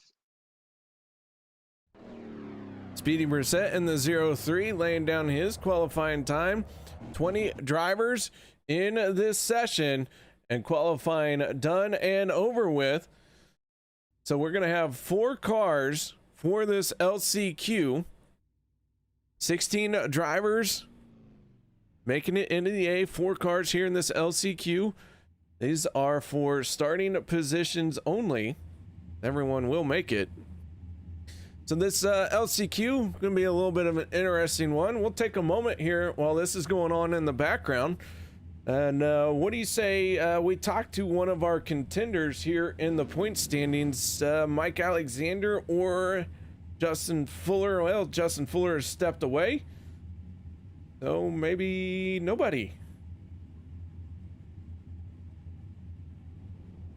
All right, Kelly. All right, well, we're just going to have to keep an eye on this LCQ then. So only 4 drivers, just 8 laps, so it will go by very quickly. And we've got starting in first, that's going to be Jeremy Carpenter. Second is going to go to Justin Smith. We saw him win the first LCQ in the first race. Al Smith Jr. going to roll off in third, and Steph Marinac once again not setting a qualifying time, so he will be starting in the back. All right, so a very quick LCQ here. Al Smith, I don't know if you got to see it, but Al laid down a heck of a qualifying lap. In fact, it was so impressive he went into turn 1 and forgot there was a turn 2. The other lap that I saw him do, he came off of turn 4 and kind of decided that, well, rear tires are for chumps, and just hammered the throttle and kind of drifted his way out from turn 4 all the way across the start-finish line. So that killed off a bit of the speed he may have had there, but pace car now down and away, and we're going to see what Jeremy Carpenter can do. All right, 4-car LCQ. Green flag is out. The 75 of Carpenter jumps out in front of the 96 of Al Smith. Smith to the inside of the 45 of Justin Smith. Guess I should clarify there. And these cars are going to handle just a little bit differently, as the nighttime does have a different setup. As the 96 and the 45 nearly get into each other off of turn number 4, but both of them able to kind of take evasive action and keep everything straight and tidy. Now the 24 of Steph Marinac trying to work on the outside of Al Smith. That is proven to be a little bit dangerous. That 96 machine has been on the inside of the 45. Big wiggle each time he came up off the corner. And here comes Justin Smith. He's going to try and take a peek to the inside of Jeremy Carpenter. Smith trying to win his second LCQ of the night. Yeah, Jeremy Carpenter running fairly high through turn 3 and 4, but still able to keep up a lot of momentum with that line.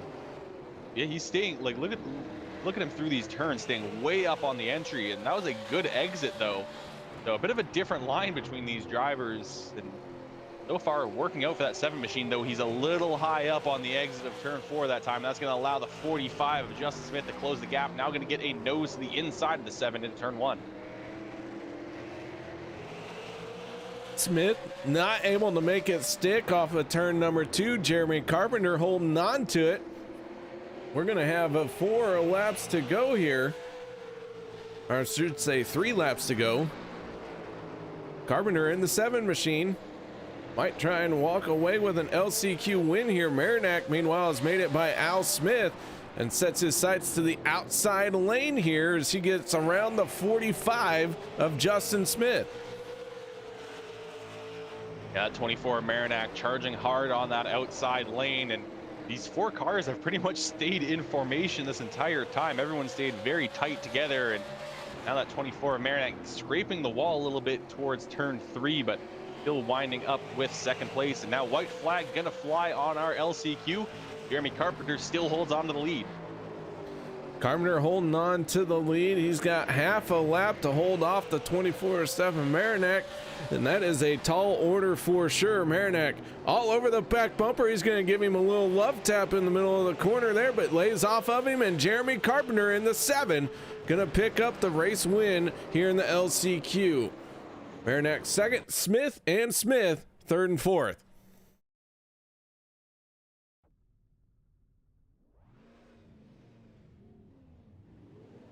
So just a short warm-up for these drivers, just 3 minutes, and then we will go on to the final race of the 10th season of the Upstate Racing League. And just a few short laps, we are going to crown our champion. And really, is it going to be the 75 of Mike Alexander or Justin Fuller, who has really dominated this season? He has been a very strong driver throughout the entire season. The most wins of the year, and I believe tied for the most top fives as well. So that 51 machine has been strong, but a few missteps during the chase has allowed Mike Alexander to stay very close to him. Yeah, you know, we talked about Mike Alexander just 7 points behind Justin Fuller, and man, what a story it would be to get Mike Alexander into championship victory lane, if you will, because he's been kind of having a, like you said, a steady season, 1 win, but man, here at the end he's started coming on strong. Yeah, we could also see another first-time winner. I mean, we saw first-time winner just a few moments ago, and now coming up, we're going to have Guillaume Fortin starting in third, and he's been looking for his first win for so long. Mike Alexander, though, he's going to be starting on pole, so this is a very good chance for him because Justin Fuller, he's going to be all the way back in 9th.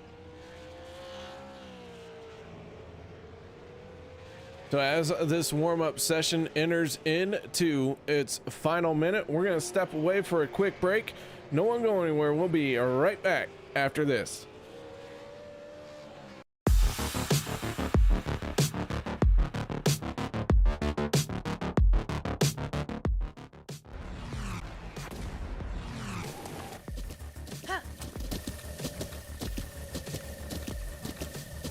With the Butt Kicker Gamer 2, what you see and what you hear is what you feel.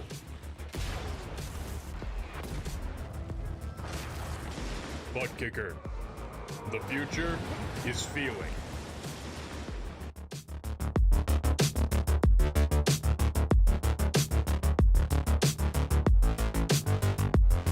The Upstate Racing League Season 10 on the Turn 3 Racing Network is brought to you by Best Colorful Creations, the official cake supplier of the Upstate Racing League, Carpenter's Tax Service, Schoony's Country Market.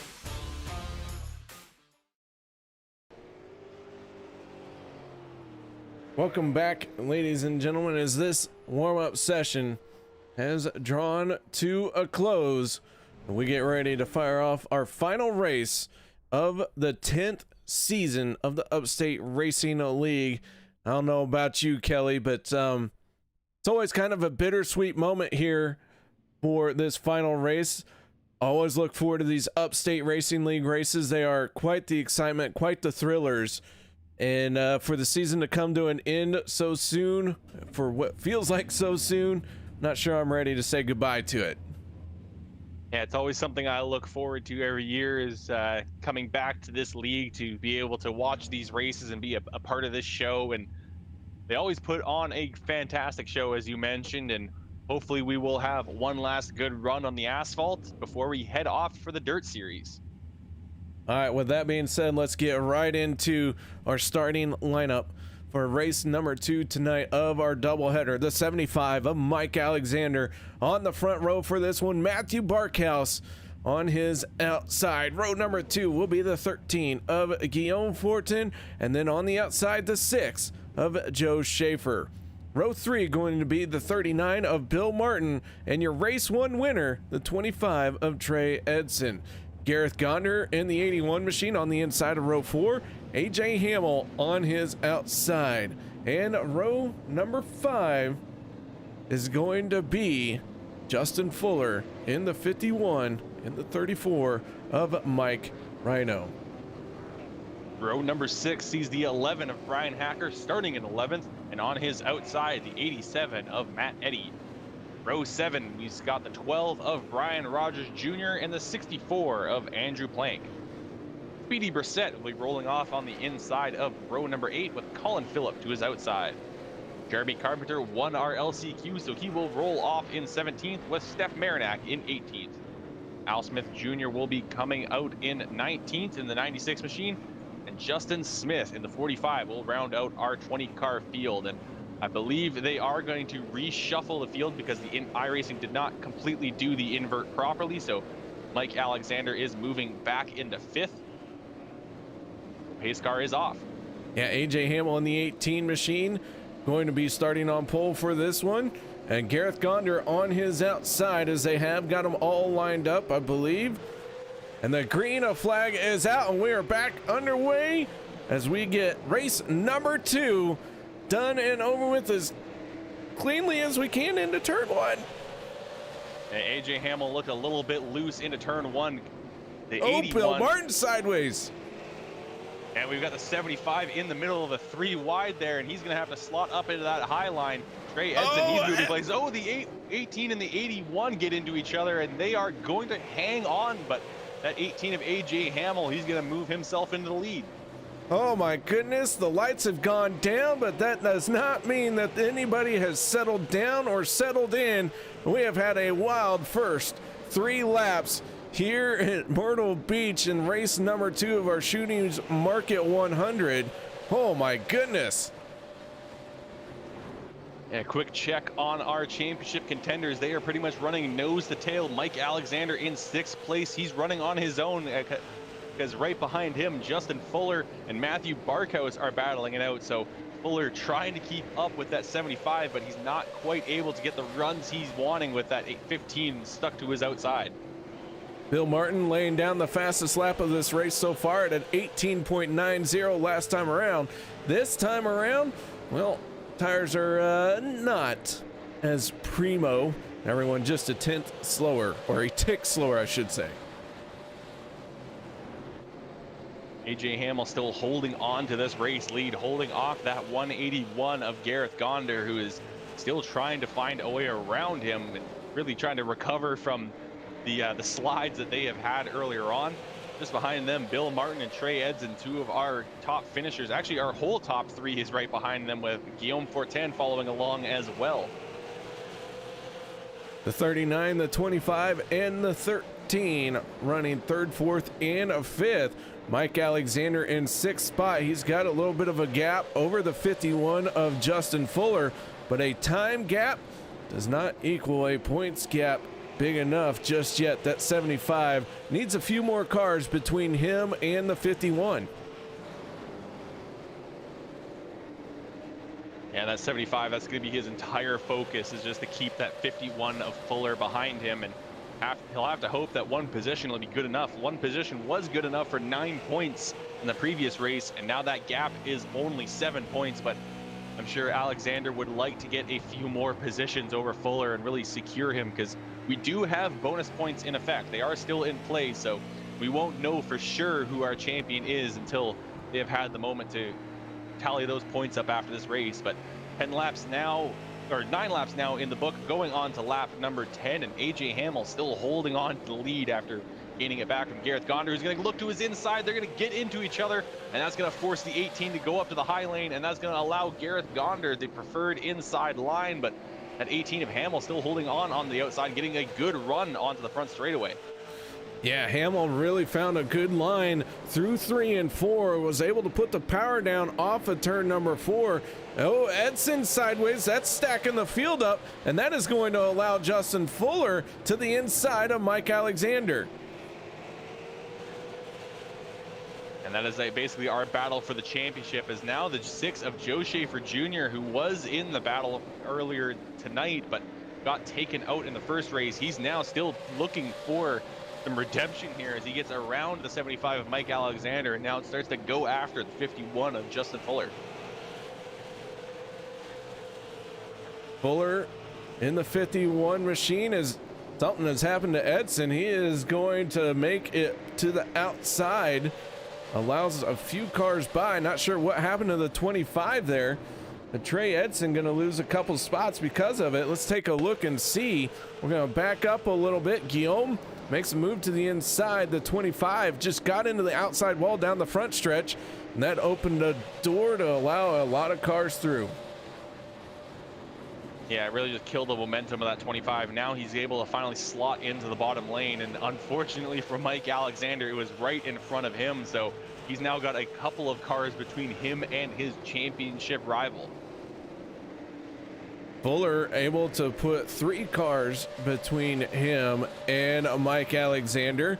So Justin Fuller sitting in a 5th spot right now. Mike Alexander in 8th, but this race is still very young. Anything can happen. AJ Hamill in the 18 machine, your race leader, talking about anything can happen.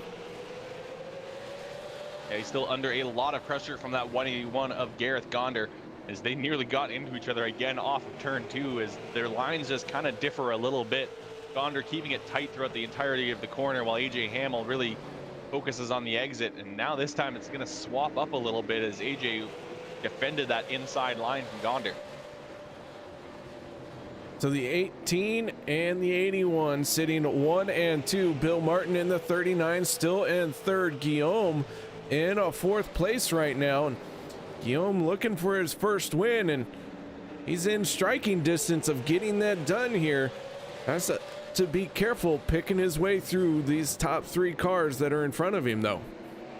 And that's easier said than done, as there is some very stiff competition in front of him, especially with that 39 of Bill Martin, who has been another strong driver throughout this whole season. And we're going to see if that 13 of 410 can contend with this top 4. So your top 4 running all nose to tail, and only about 0.6 seconds between them. Is the 39 going to make a move to the inside? Gonder looked like a little bit of a wiggle set him off. Joe Schaefer, meanwhile, in the 6 is going to get by Justin Fuller, and the Fuller in the 51 machine now finds himself in 6th place. Still enough to walk away with the championship here. But Mike Alexander to the inside of Trey Edson. That's going to put our 2 championship contenders, if Alexander can complete the pass, nose to tail. Yeah, Justin Fuller got into the wall, which allowed the 6 of Schaefer to get by, and then Edson, just a lap later, does the same thing, gets into the wall, kills his momentum, and allows the 75 of Mike Alexander to get to the inside. Now Alexander sees his chances for a championship right in front of him, but now has a bit of a gap to close up, as there is about 0.4 of a second between them. But there is a very tight pack at the front of this field battling for this win. Yeah, Joe Schaefer, once he got around the 51 of Fuller, really got to the back bumper of the 13. It looks like he even showed Fuller how to close that gap as well, because now instead of a 4-car battle, it's starting to look like a 6-car battle for this race lead.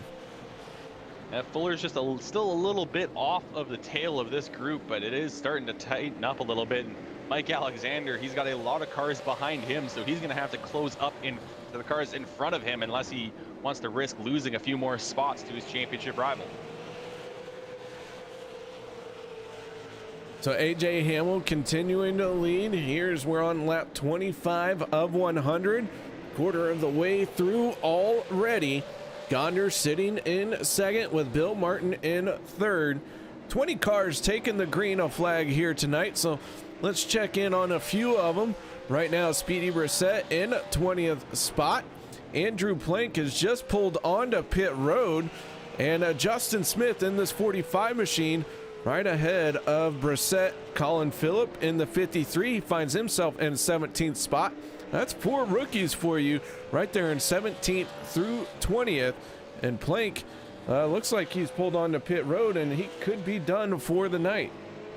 And he has pulled it behind the wall, so that is unfortunate for the 64. He will be done, but this race here is not done looking at our championship contention here, our championship contenders, the gap is still staying about 4/10 between Fuller and Alexander, but Fuller isn't really closing up to the cars in front of him anymore, and it seems like Alexander is starting to catch back up. Yeah, Alexander closing in on him in that 75 machine, and you know, your championship contenders, we're down to 2 of them here in this chase, the final race of our doubleheader.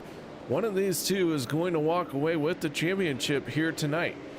So if you're Fuller, are you worried about Alexander any, maybe trying to rough you up? It definitely is possible with the championship on the line, and that gap is continuing to close, now under 0.3 of a second separating them, just about under a car length on the straightaways here, as that 51 machine has lost some ground, and hopefully he's able to keep that right front tire healthy, as Bill Martin mentioned after the previous race. Oh, and the 51 gets in the wall once again. Is this going to be an opportunity to 75? No, he's going to close the door into turn 1. AJ Hamill enjoying this nighttime setup. He has been out in front. This 18 machine now opening up a bit of a gap on the 81 of Gonder. Bill Martin, meanwhile, on the 39 machine, trying to figure out how to get around the 81 machine. He's been on that back bumper, breathing hard down the neck of Gonder. Yeah, Gonder is essentially running as a blocker for that 18 of AJ Hamill at this moment, because Bill Martin is a very quick driver and is really trying to find his way around that 81 and try to catch up to that 18. But AJ Hamill going to enjoy this clear track while he's got it.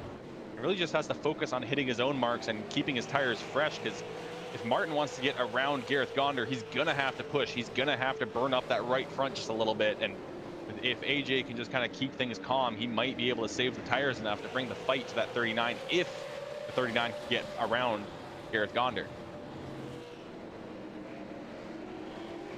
Guillaume Fortinet in the 13. Looked like he's taking a little bit of a different arc into the corner than the 39, and a different exit because of it on the front stretch. We'll see if he tries that one again, but not sure if that was a planned deal or he's starting to search, as now Joe Schaefer runs a very similar line that Guillaume did. Yeah, everyone's starting to kind of feel like they're being held up now as they're trying to look for different ways around the guys in front of them to just improve their position, as this race is ticking by fairly quickly. Already 36 laps in as we come around turn 4 to complete the 36th lap. And we've got a few battles throughout the racetrack as Mike Alexander has got some pressure behind him from Trey Edson. As he's really just trying to focus on trying to catch up that 51, as now we got Joe Schaefer looking to the inside of Fortin off of turn 4, but Fortin getting a good run down the back straightaway to hold on to 4th place.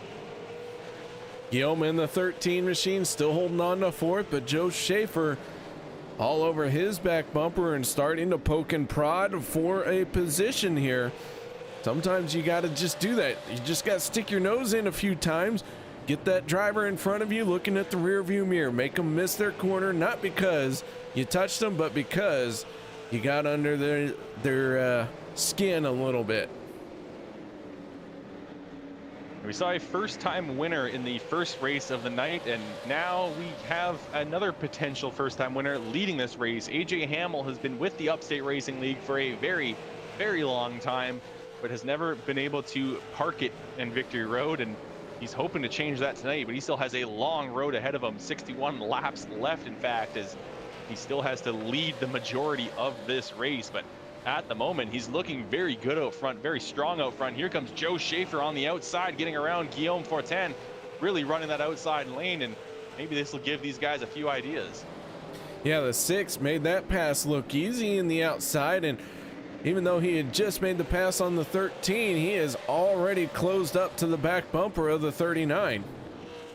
I think Bill Martin saw that in his rearview mirror, because now here he comes on the outside trying to take a look at that 181, but nothing doing right there that time around, so he'll have to regroup and try it again, maybe on the next lap. Mike Alexander, though, he's still hanging back about 4/10 behind Justin Fuller. I mean, the gap between them has kind of just shrunk and gained and shrunk and grown, and it just hasn't really gone anywhere. Trey Edson, who won race number 1 here tonight on the back bumper of the 75. Matthew Barkhouse and in the 15 machine, and Al Smith in the 96. Those two going at it for best of the rest. Barkhouse comfortably in 9th. Meanwhile, Al Smith, who has gained a few spots since the drop of this green flag, he's all the way down in 14th spot.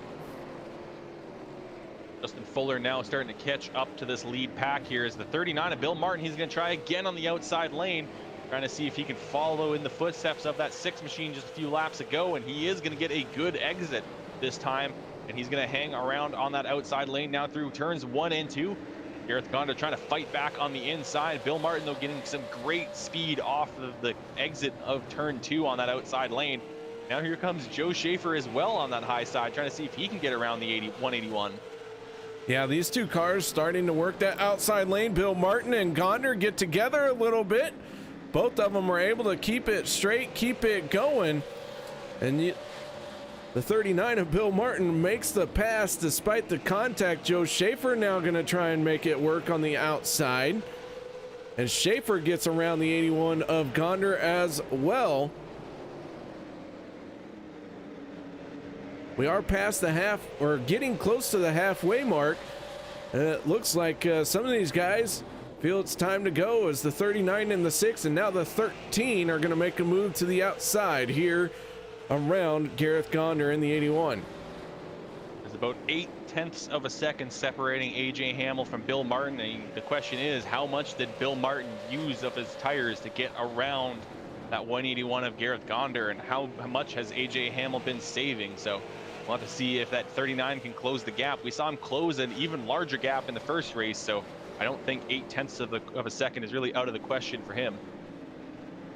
Justin Fuller in the 51 working to the outside, but Trey Edson has decided to try and move to the inside here. Fuller going to give the 81 a little shot at the middle of the corner. Gareth Gonder rode around in second for quite a few laps here, and a handful of laps has fallen to 5th place. He has that 51 knocking on his back door.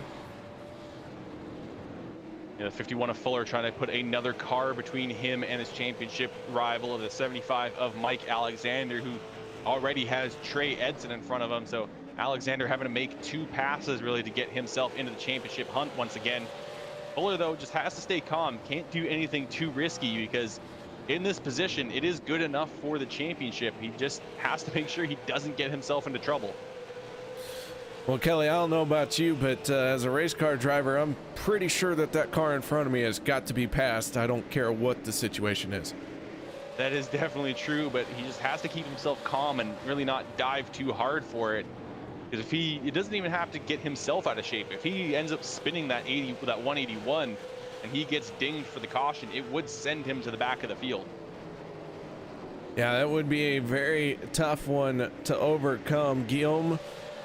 Steph Marinac in the 24 is just pulled onto pit road into his pit stall. He's being serviced by his crew. We did start 20 cars here tonight. 3 of them are now, for the moment, not out on the track. Steph Marinac, Speedy Brissett, and Andrew Plank all sitting on pit road. Andrew Plank has already packed up. Contact between the 25 and the 181. That's going to send some cars scrambling, but somehow Gareth Gonder able to hang on in turns 3 and 4, essentially drifts the 2 corners, but still able to keep it pointed in the right direction. But that's going to allow Mike Alexander to get to the inside, and Alexander has got to make this pass and make this pass quick, because his opponent, Justin Fuller, is already starting to run away. Meanwhile, the battle for second place heating up just a little bit. Joe Schaefer trying to make a move on the 39 of Bill Martin. AJ Hamill in the 18, still your race leader, has been out in front for quite a few laps here. Bill Martin closing in on him.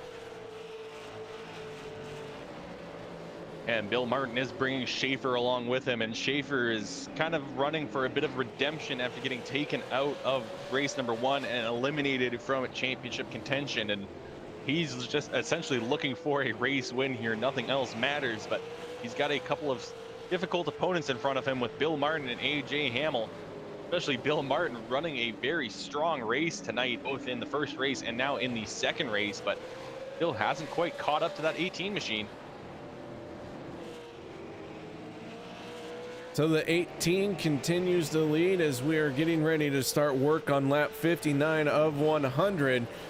Bill Martin, Joe Schaefer, two very fast drivers, two championship contenders behind the 18, who I'm pretty sure that 18 machine, one of those chase drivers as well. At 18, AJ Hamill did make the chase, but unfortunately is essentially mathematically eliminated, 130 points back, sitting in 8th place right now. But he did find himself into the chase, but just didn't quite find the luck going his way over a few races. I believe it was Nashville that he didn't even see the end of lap 1 before ending up in the wall. But now as well, another driver kind of looking for redemption as he continues to lead this race. Yeah, he has been out in front for a majority of the race here, and that 18 machine would love to pick up a win. Bill Martin, Joe Schaefer, though, hard on his back bumper. The 13 of Guillaume right there as well. And, you know, we talked about Guillaume wanting to pick up his first win of the season, or in this series as well. And we got a couple of drivers that have won a couple of races in between two drivers, both looking for their first race. Joe Schaefer Jr. only one win this season, but last season 5 to his credit. So he's just looking to add to his totals, while AJ Hamill and Guillaume Fortin, both longtime members of this league, looking for their first. So the top three all very close to each other, with Guillaume right there. And the first caution is going to come out for the night, and I believe it is going to involve the 81 of Gareth Gonder, the 15 of Matthew Barkhouse on his back bumper. Barkhouse and Gonder look like maybe a little bit of contact there, and the 81 noses into the wall, head up first. Looks like very little damage for as hard of an impact as that looked.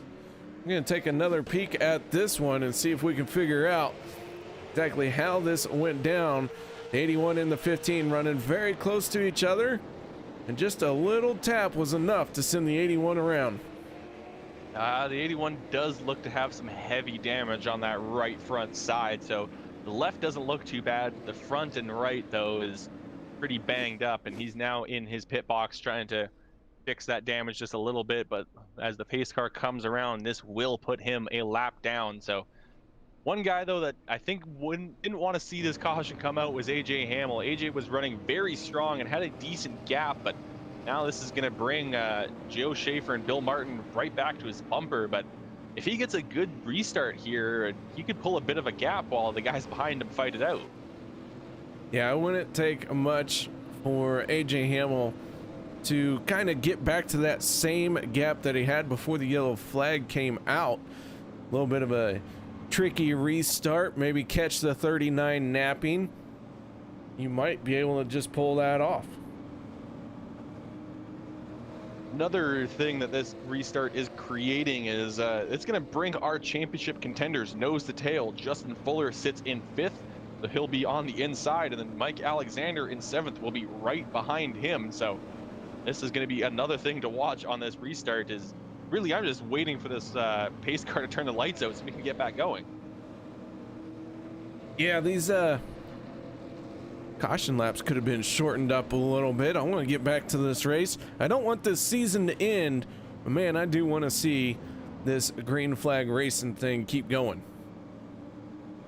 And we made it almost over a majority of this race under green, even with a few contacts throughout the field, and great wheel work by these drivers to hang on to the cars as they got all sorts of sideways. And lights are finally going to go out on the pace car. One last time, we will be green once again, and maybe for the last time this season. All right, so the lights are out. AJ Hamill on the inside, Bill Martin on the outside for row number 1. Row number 2 will be the 6 of Joe Schaefer and the 13 of Guillaume. Row 3 the 51 of Justin Fuller and the 25 of Trey Edson. Teammates, but buddies who got together. Fuller brought Edson to the league, and here we go once again. The 18 machine does get a good jump on the 39. Joe Schaefer, however, to the inside of Bill Martin. And Joe Schaefer getting a very strong restart and trying to take away second place from 39 of Bill Martin. Just behind them, the 25 and the 15 get together. A bit of a slide from the 25, but he's able to catch it.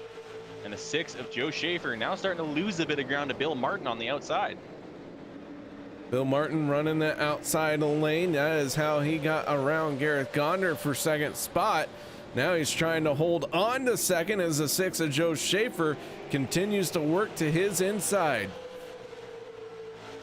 And just behind them, not too far, is the 51 of Justin Fuller, who's under pressure from the 75 of Mike Alexander, getting right up to the rear bumper in turns 1 and 2 there.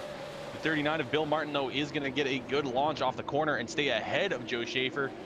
And just behind them, still battling for position and for the championship, the 51 and the 75. So a battle for the race lead, a battle for the championship, and that's all within the first 6 spots here tonight, as Fuller right now has the championship lead, but Mike Alexander right there. All it takes is one mistake from either of these drivers, and that could be it for their championship hopes. But we are getting down to the nitty-gritty of this one. We're working lap 73 of 100, and it is winding down very quickly. I think Mike Alexander just needs to keep the pressure on Fuller. We've seen it multiple times tonight where Fuller is under pressure. He gets on the throttle too early and gets into the outside wall, which costs him the position. We saw that was basically how Alexander got around him in the first race. So if Alexander could just keep on the bumper and hope to force a mistake, I think it may come to him. But Fuller just has to keep his eyes in front of him, and a bit of a slide in front of them as the 6 goes a little bit wiggly, and now the 39 of Bill Martin dives to the inside of AJ Hamill. Bill Martin making a pass for the lead. AJ Hamill slots in right behind him, trying to keep the 13. As Hamill's going to slide up into the 6 of Joe Schaefer. We're going to be almost 3 wide coming off of turn 4. Schaefer gets in the wall a little bit, and the 51 has to check up as he tried to go into the middle, and he's going to lose a ton of ground. The 75 of Mike Alexander gets around him, and now the 51 of Fuller has to battle against Matthew Barkhouse to try to keep with his championship rival. So Justin Fuller in the 51 machine falls in behind the 75 and really makes a slicing move down to the inside. He's going to get contact with the 15. That Fuller machine, so there's trouble behind them. Trey Edson, Brian Hacker looked like they were trying to climb wheels. Now the 96 of Al Smith is going around, and we're continuing to peak green. They're 3 wide going into turn 1. Things are getting out of control here in the last 2 laps. Everyone battling for position. Barkhouse got around Fuller, so there is a position between our championship rivals.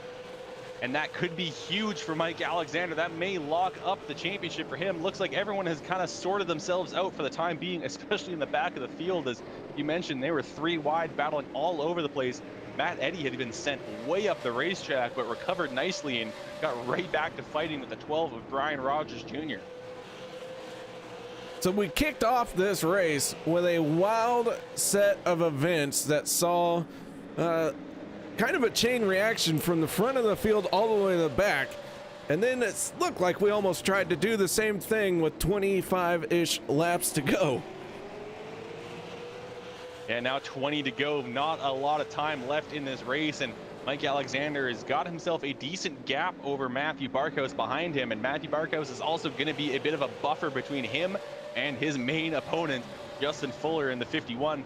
AJ Hamill still holding on to second after leading a majority of this race, still holding off the 6 of Joe Schaefer Jr. as Joe Schaefer trying to find a way around that 18. He's been putting a lot of pressure on, but Hamill really defending nicely. Hamill doing a nice job at defending, but another very key move here, the 75 of Mike Alexander trying to work over the 13 of Guillaume Fortin. If the 75 can get one more car between him and Fuller. That's going to go a long way, but Fuller still trying to work over the 15. So these two are not done just yet. Alexander taking a peek to the inside of Guillaume. Justin Fuller going to have to respond in kind if he wants to try and make something happen. And Barkhouse is just running a very good, strong race, and just because he's not in contention for the championship doesn't mean he's not allowed to race, and he's moved himself up into 6th after kind of falling back on the start. Or sorry, the grid was not accurate, so he was actually a little bit further back. So he is actually running a good race, and Fuller again getting up into the wall as Mike Alexander makes the move on Guillaume Fortin. He's gonna clear him now coming off the corner, so now he's got a 2-car buffer between himself and Justin Fuller. So the 75 finds himself for the moment right where he would like to be. A few more cars when it hurt. A race win would go a long way as well. But the 75 of Mike Alexander into 4th. Justin Fuller now finding himself in 7th.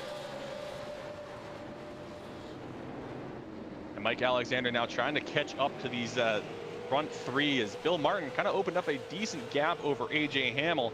Hamill still holding off some intense pressure from the 6 of Joe Schaefer Jr. and that is a driver that is very hard to hold off. We've seen Schaefer Jr. make his way through the field many times throughout this season, and really Hamill's just trying to run a very defensive line and hold off that 6 machine.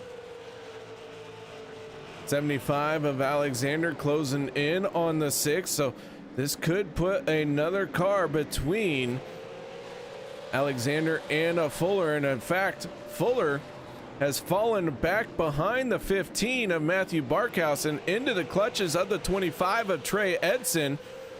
So Fuller not looking too good right at the moment, but don't count him out just yet. However, Mike Alexander to the inside of the 6 of Joe Schaefer. Schaefer, though, able to hold him off on that outside, but that's not going to stop the 75. He's immediately going to go right back on the attack. He wants to get as many cars as possible between himself and the 51 of Fuller, because he doesn't want another caution to come out and basically be placed nose to tail like he was previously. And now he's still going to counter attack on that inside line. He's now going to get a nose ahead of the 6 on going down the back straightaway. And as we are coming down to 10 laps to go on the season, Mike Alexander in the 75 starting to smell a championship, and he is trying to work himself into 3rd place. The 6 of Joe Schaefer not making it easy for him, but the 75 looks like he's going to clear him down the backstretch, and Mike Alexander now moves into 3rd. Justin Fuller in the 51 though has closed in very quickly on the back bumper of the 15 of Matthew Barkhouse. and Mike Alexander, it is only his 2nd season with the Upstate Racing League. Last season did not go well from him. He finished back in 20th in points, only a single top 5 and 2 top 10s. This season, an absolute bounce back. He's got a win to his name, 8 top 5s, 10 top 10s, and now a chance for a championship just a few laps away as he's running in 3rd place. A lot of cars between him and his opponent, that 51 of Fuller, who still can't find his way around the 15 of Barkhouse. Bill Martin, your race leader, he's opened up a bit of a gap, 1.25 seconds over AJ Hamill and the 18 machine. Hamill has had a very good race here tonight, looking to bring this one home in a 2nd spot, but Mike Alexander going to be very hungry for another position, because when you have someone like Justin Fuller just maybe 1 spot away from a championship, he's going to be just as hungry and just as hard to keep from passing a car. So you got to get as many as you can right here. Yeah, and they were separated by 7 points. Justin Fuller had a 7-point advantage coming into this race, so it's not just entirely 1 position that counts, but 3 positions would probably do it. Again, we do have bonus and penalty points to hand out after this race, so it won't be official until we have everything all added up. But at this moment, it looks to be in the hands of Mike Alexander, and he just has to hold on for 5 more laps. That he does, and the 18 of AJ Hamill right in front of him. Hamill doing a good job here. The 15 gets hit by the 51, and he's going to go around into the grass. Did you say the 15? The 15 is around, caution is out, and the race might be over. Oh no, we do have a green-white checkered, so we will have 1 more attempt at this, but the 51 dumping the 15 off of turn 4. contact made between those two. Let's see if we can get another look. Did the 15, as far as I can get backed up, it looks like the 15 is already sideways in the middle of the corner. I'm not sure if there was contact before. There was. Going into turn 3, the 51 gave the 15 a shot, got him sideways, and Marcos just kind of kept it going through the corner and before getting just turned around, and Fuller has pulled behind the wall. So Fuller is out of this race, and Mike Alexander, unofficially at this moment, is gonna end up with the championship. Well, I guess this is why you run all the laps of a race. Holy cow. Mike Alexander can take a breath for the moment, because this one's not over yet, but with Justin Fuller going behind the wall, and it looks like his night is done, that essentially has handed the championship to the 75 of Mike Alexander. Now, all Mike Alexander has to do is just keep his nose clean on this next restart, but sitting in third, going to be right behind the 39 of Bill Martin. I'm sure he'll be hungry to finish it off, not just with a championship win, but with a race win. All right, so now you just got to play it smart, Mike. Just bring this one home. Don't get taken out. Don't crash, because Fuller is only in 15th spot. You end up crashing and no one else comes out, that's 14th, and there goes your championship, buddy. Possibly we would still have to go through bonus and penalty points, but it would come down to the wire at that point. But if Mike Alexander can kind of just keep himself on the track and keep himself in contention here on this last restart, he will come away with a championship. And I think these guys have gotten the 2 to go signal as they are starting to stack up side by side. Lights are still on in the pace car, but I think we are just a couple laps away from our final green-white checkered of the season. It is our final green-white checker of the season. We do go into overtime for this one. The 39 machine of Bill Martin on the inside of row number 1 for this restart. He's looking to bring home his 4th win of the season. AJ Hamill looking to bring his first win ever. He's going to be on the outside of row number 1. Row number 2, Mike Alexander wants to finish this out as a champion. Not only that, with a solid top 5 finish, maybe even another podium. He's on the inside for row number 2. Joe Schaefer on the outside for this one, and that 6 machine, always a contender if he's in the top 5.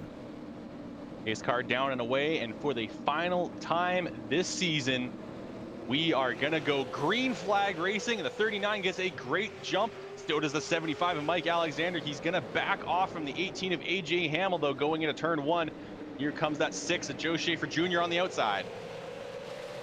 Schaefer in the outside, scraping the wall a little bit, trying to bring it home into 3rd spot, but Bill Martin at the line is going to get the white flag. Final time around in the 10th season of the Upstate Racing League, and Bill Martin out in front. AJ Hamill in a second. Mike Alexander still battling with the 6 of Joe Schaefer to the inside. He's going to go, but off of turn number 4, it is going to be the 39 of Bill Martin picking up the race win.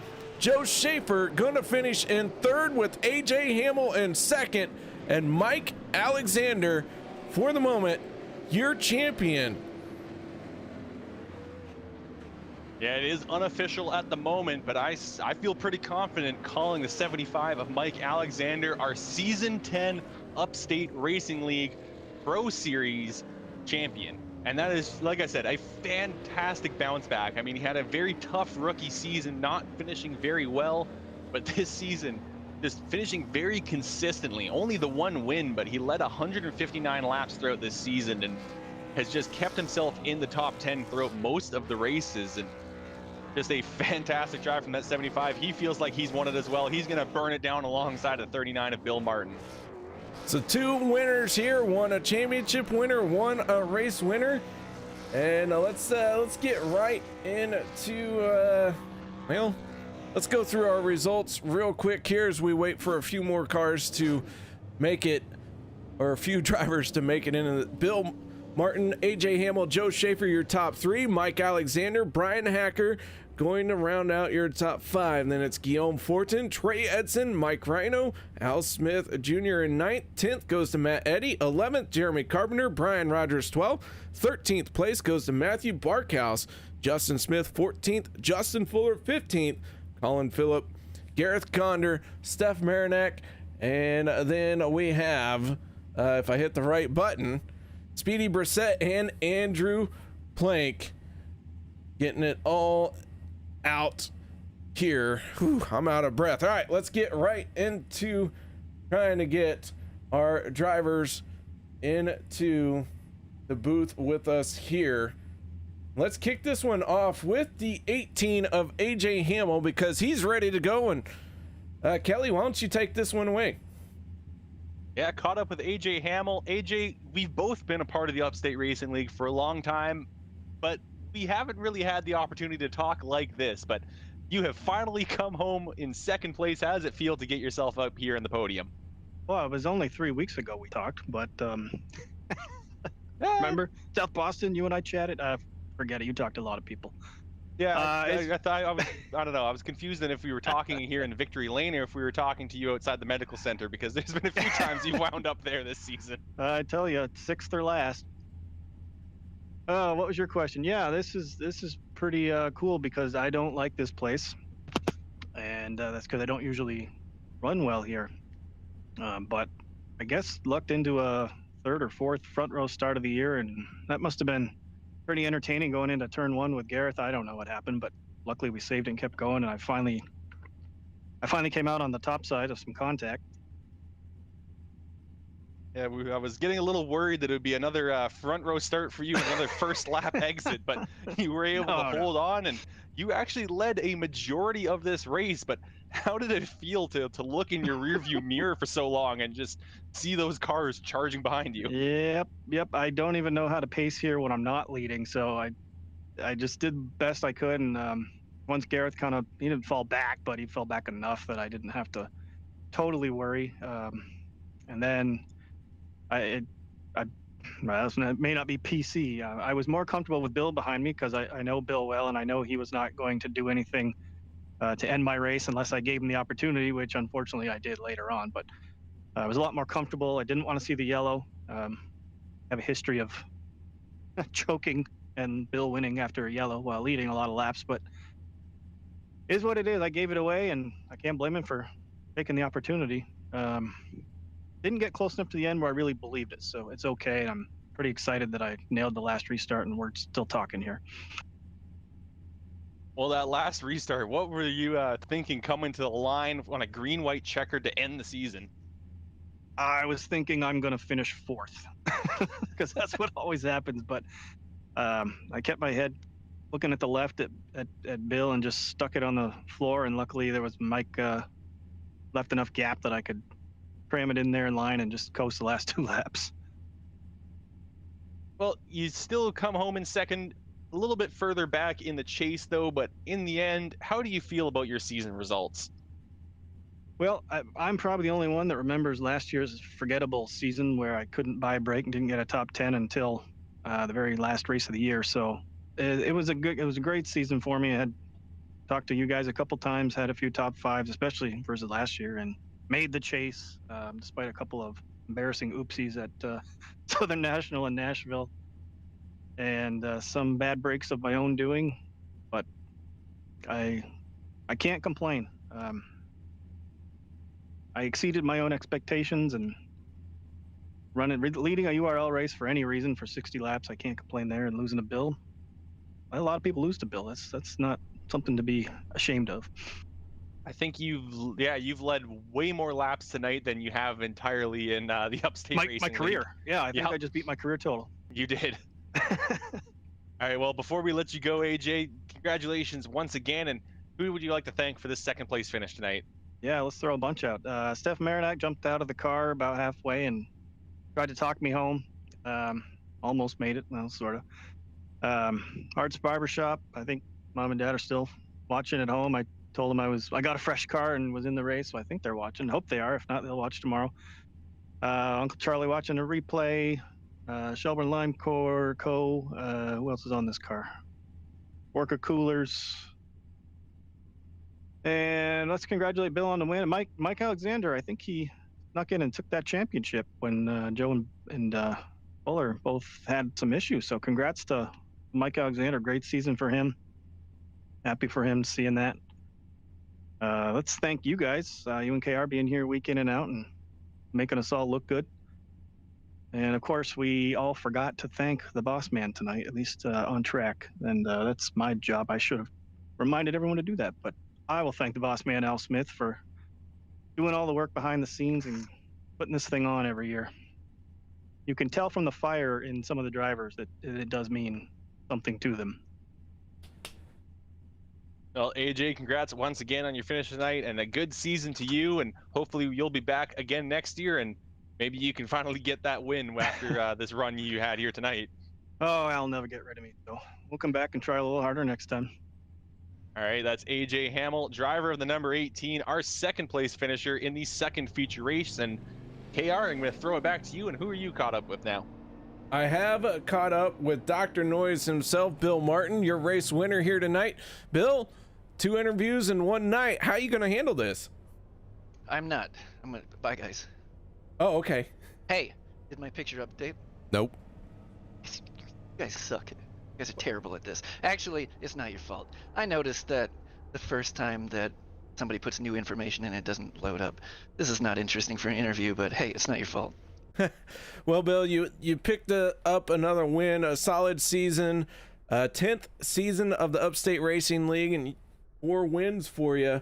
Got to be leaving this season in the rearview mirror feeling pretty good. I mean, I'm happy that I won the last race. It's gonna sound like, because of the situation, that I don't like what I'm gonna say, but I don't like chases because they leave a lot to luck. Having said that, I think Mike Alexander would have won straight up, but yeah, just the way chases end up, I'm just kind of happy to win at the end because luck just wasn't on my side when it came to the beginning of the chase, and they're so short.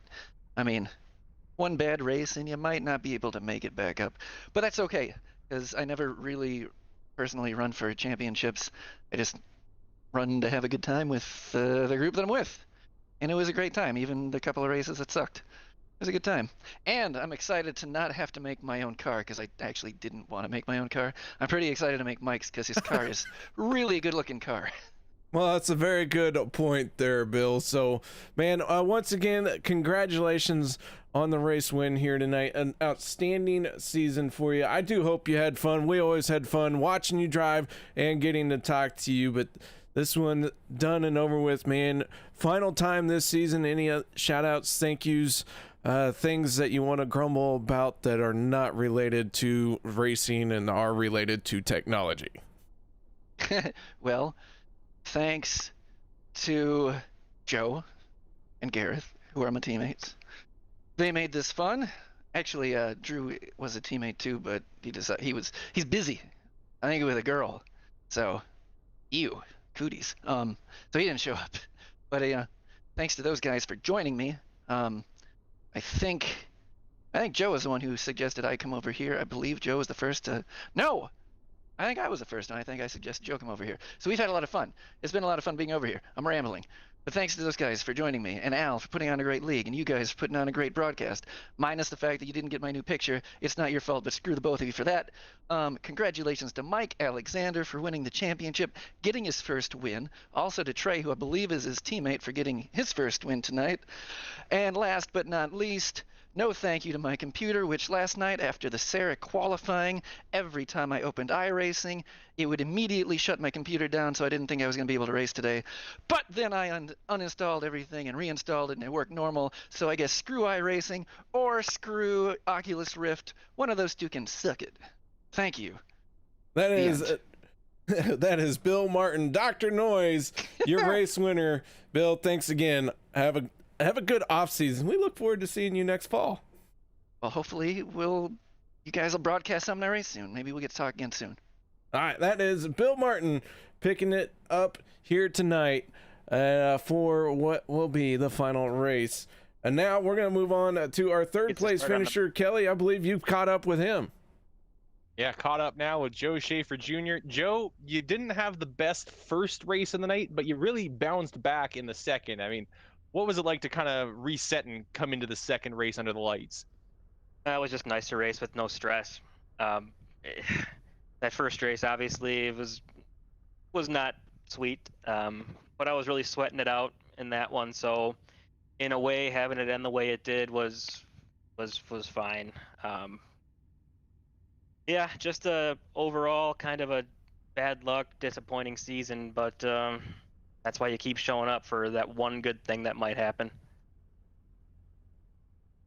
Well, you did have a few good things throughout the season, including a race win, and kept coming up just short in the chase. But if you're going to be coming back next season, are you really liking your chances? Well, it depends. It's really, this car is not very raceable. It really isn't. And it's tough to, inside the top 10, every car is good. Every car inside the top 10 is pretty strong. So when you start 8th and you're also on the outside lane, if you're not real aggressive, you're going to give up spots. So say you're 10th, you just use a lot of tire to get around people, and most of the time that's not even good enough. It takes being in the right spot on a restart or being the beneficiary of a checkup.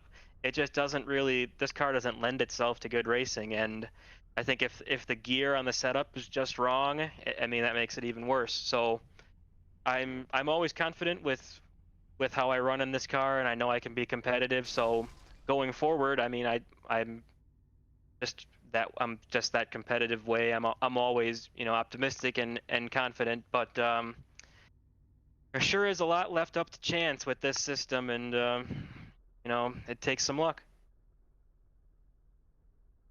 Well, you were lucky enough to get yourself up into third place, as you've been a few times throughout this season. But before you let you go for one last time, who would you like to thank for not only tonight, but the whole season? I thank Drew Krybeck with Epic Media, as always. Bill Martin for painting up my cars, and you guys for doing the broadcast. But also congrats to Mike. I could tell he must have saved some tire midway through that race. So when he got to my inside towards the end there, I know I ended up repassing him on the restart, but he did well. He deserved it. So congrats to him. All right, so congrats once again, Joe Schaefer Jr., third place finisher tonight, and hopefully we will see you again next season. All right, thanks, guys. I'll be back.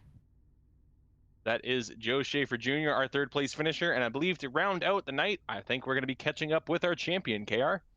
Yeah, we do have a champion, and that is a gentleman by the name of Mike Alexander, who is driving the 75 machine, picking it up here tonight in an epic wheel-to-wheel, nose-to-tail battle with your championship contender, Mike. You had to hold off Justin Fuller in the 51 for quite a few laps, and then things just kind of started rolling your way. Talk us through this emotional roller coaster you're on here tonight. I can't believe it. I'm just sitting here in shock, and I never ever expected to be in this position, let alone to actually win it. It's the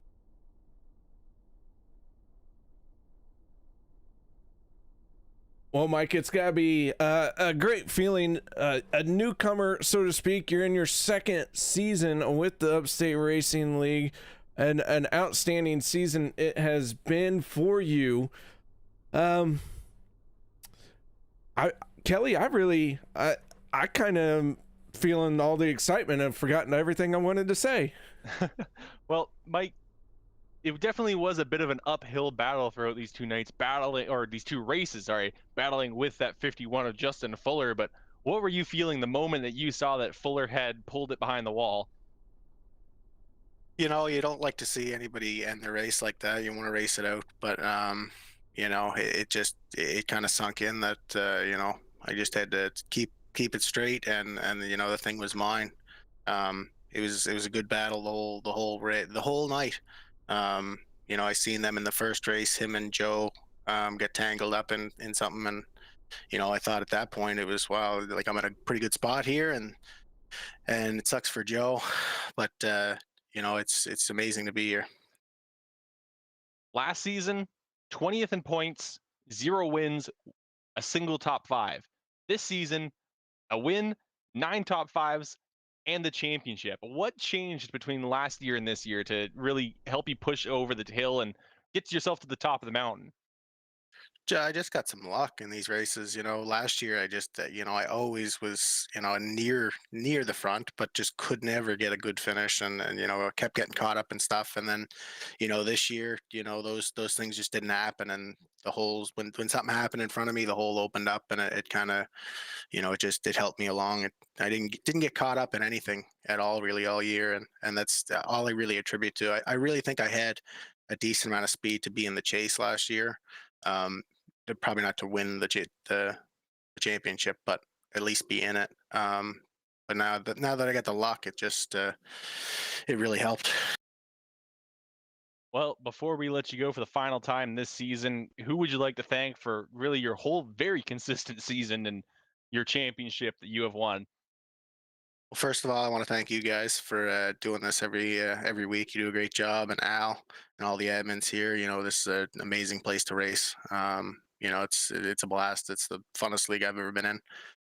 I want to thank the guys over at Rev Racing, Matt and Mike. They're racing tonight. Keith, Joey, Ronnie, Brian, all them guys over on the team. They weren't running. Mom and Dad, Samantha, Grampy. R&R Kinsman's Auto Salvage, McDonald Automotive, Celtic Air Services, CRF Chassis, CPM, Port City Race Cars. Hope I'm not forgetting anybody. And one last quick question. Have you got a spot picked out already for this replica race car you're going to be getting sent? Oh yeah, that's going to be going right above my monitors here. I got a little trophy cabinet. Just got a few trophies from my racing that's going to go right on top of it. All right. Well, congratulations once again. And this is champion of the 10th season of the Upstate Racing League, Mike Alexander. So congratulations to you, and hopefully we will see you again next season to defend that championship. Thanks a lot, guys. Yeah, I'll definitely be back. That was Mike Alexander, as mentioned, season 10 Upstate Racing League champion, and just a very consistent season. I'm looking at his stats right now. It's a lot of single digits. He was up front pretty much the entire season, KR.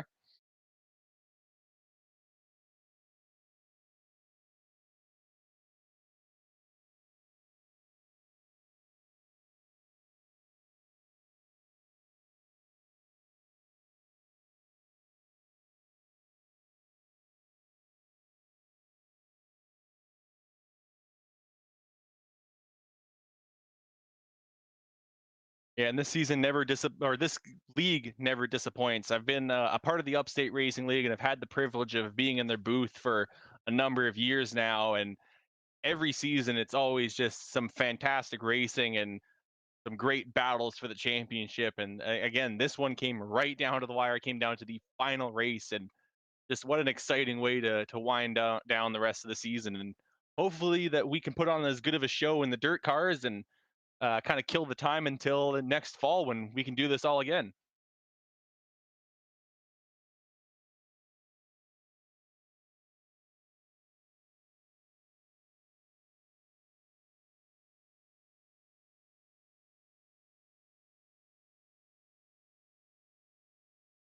Yeah, I'm definitely going to be looking forward to it. Going to have my calendar marked as soon as Al kind of confirms these dates and gives them to us, and you can be sure that I'll be in the booth once again.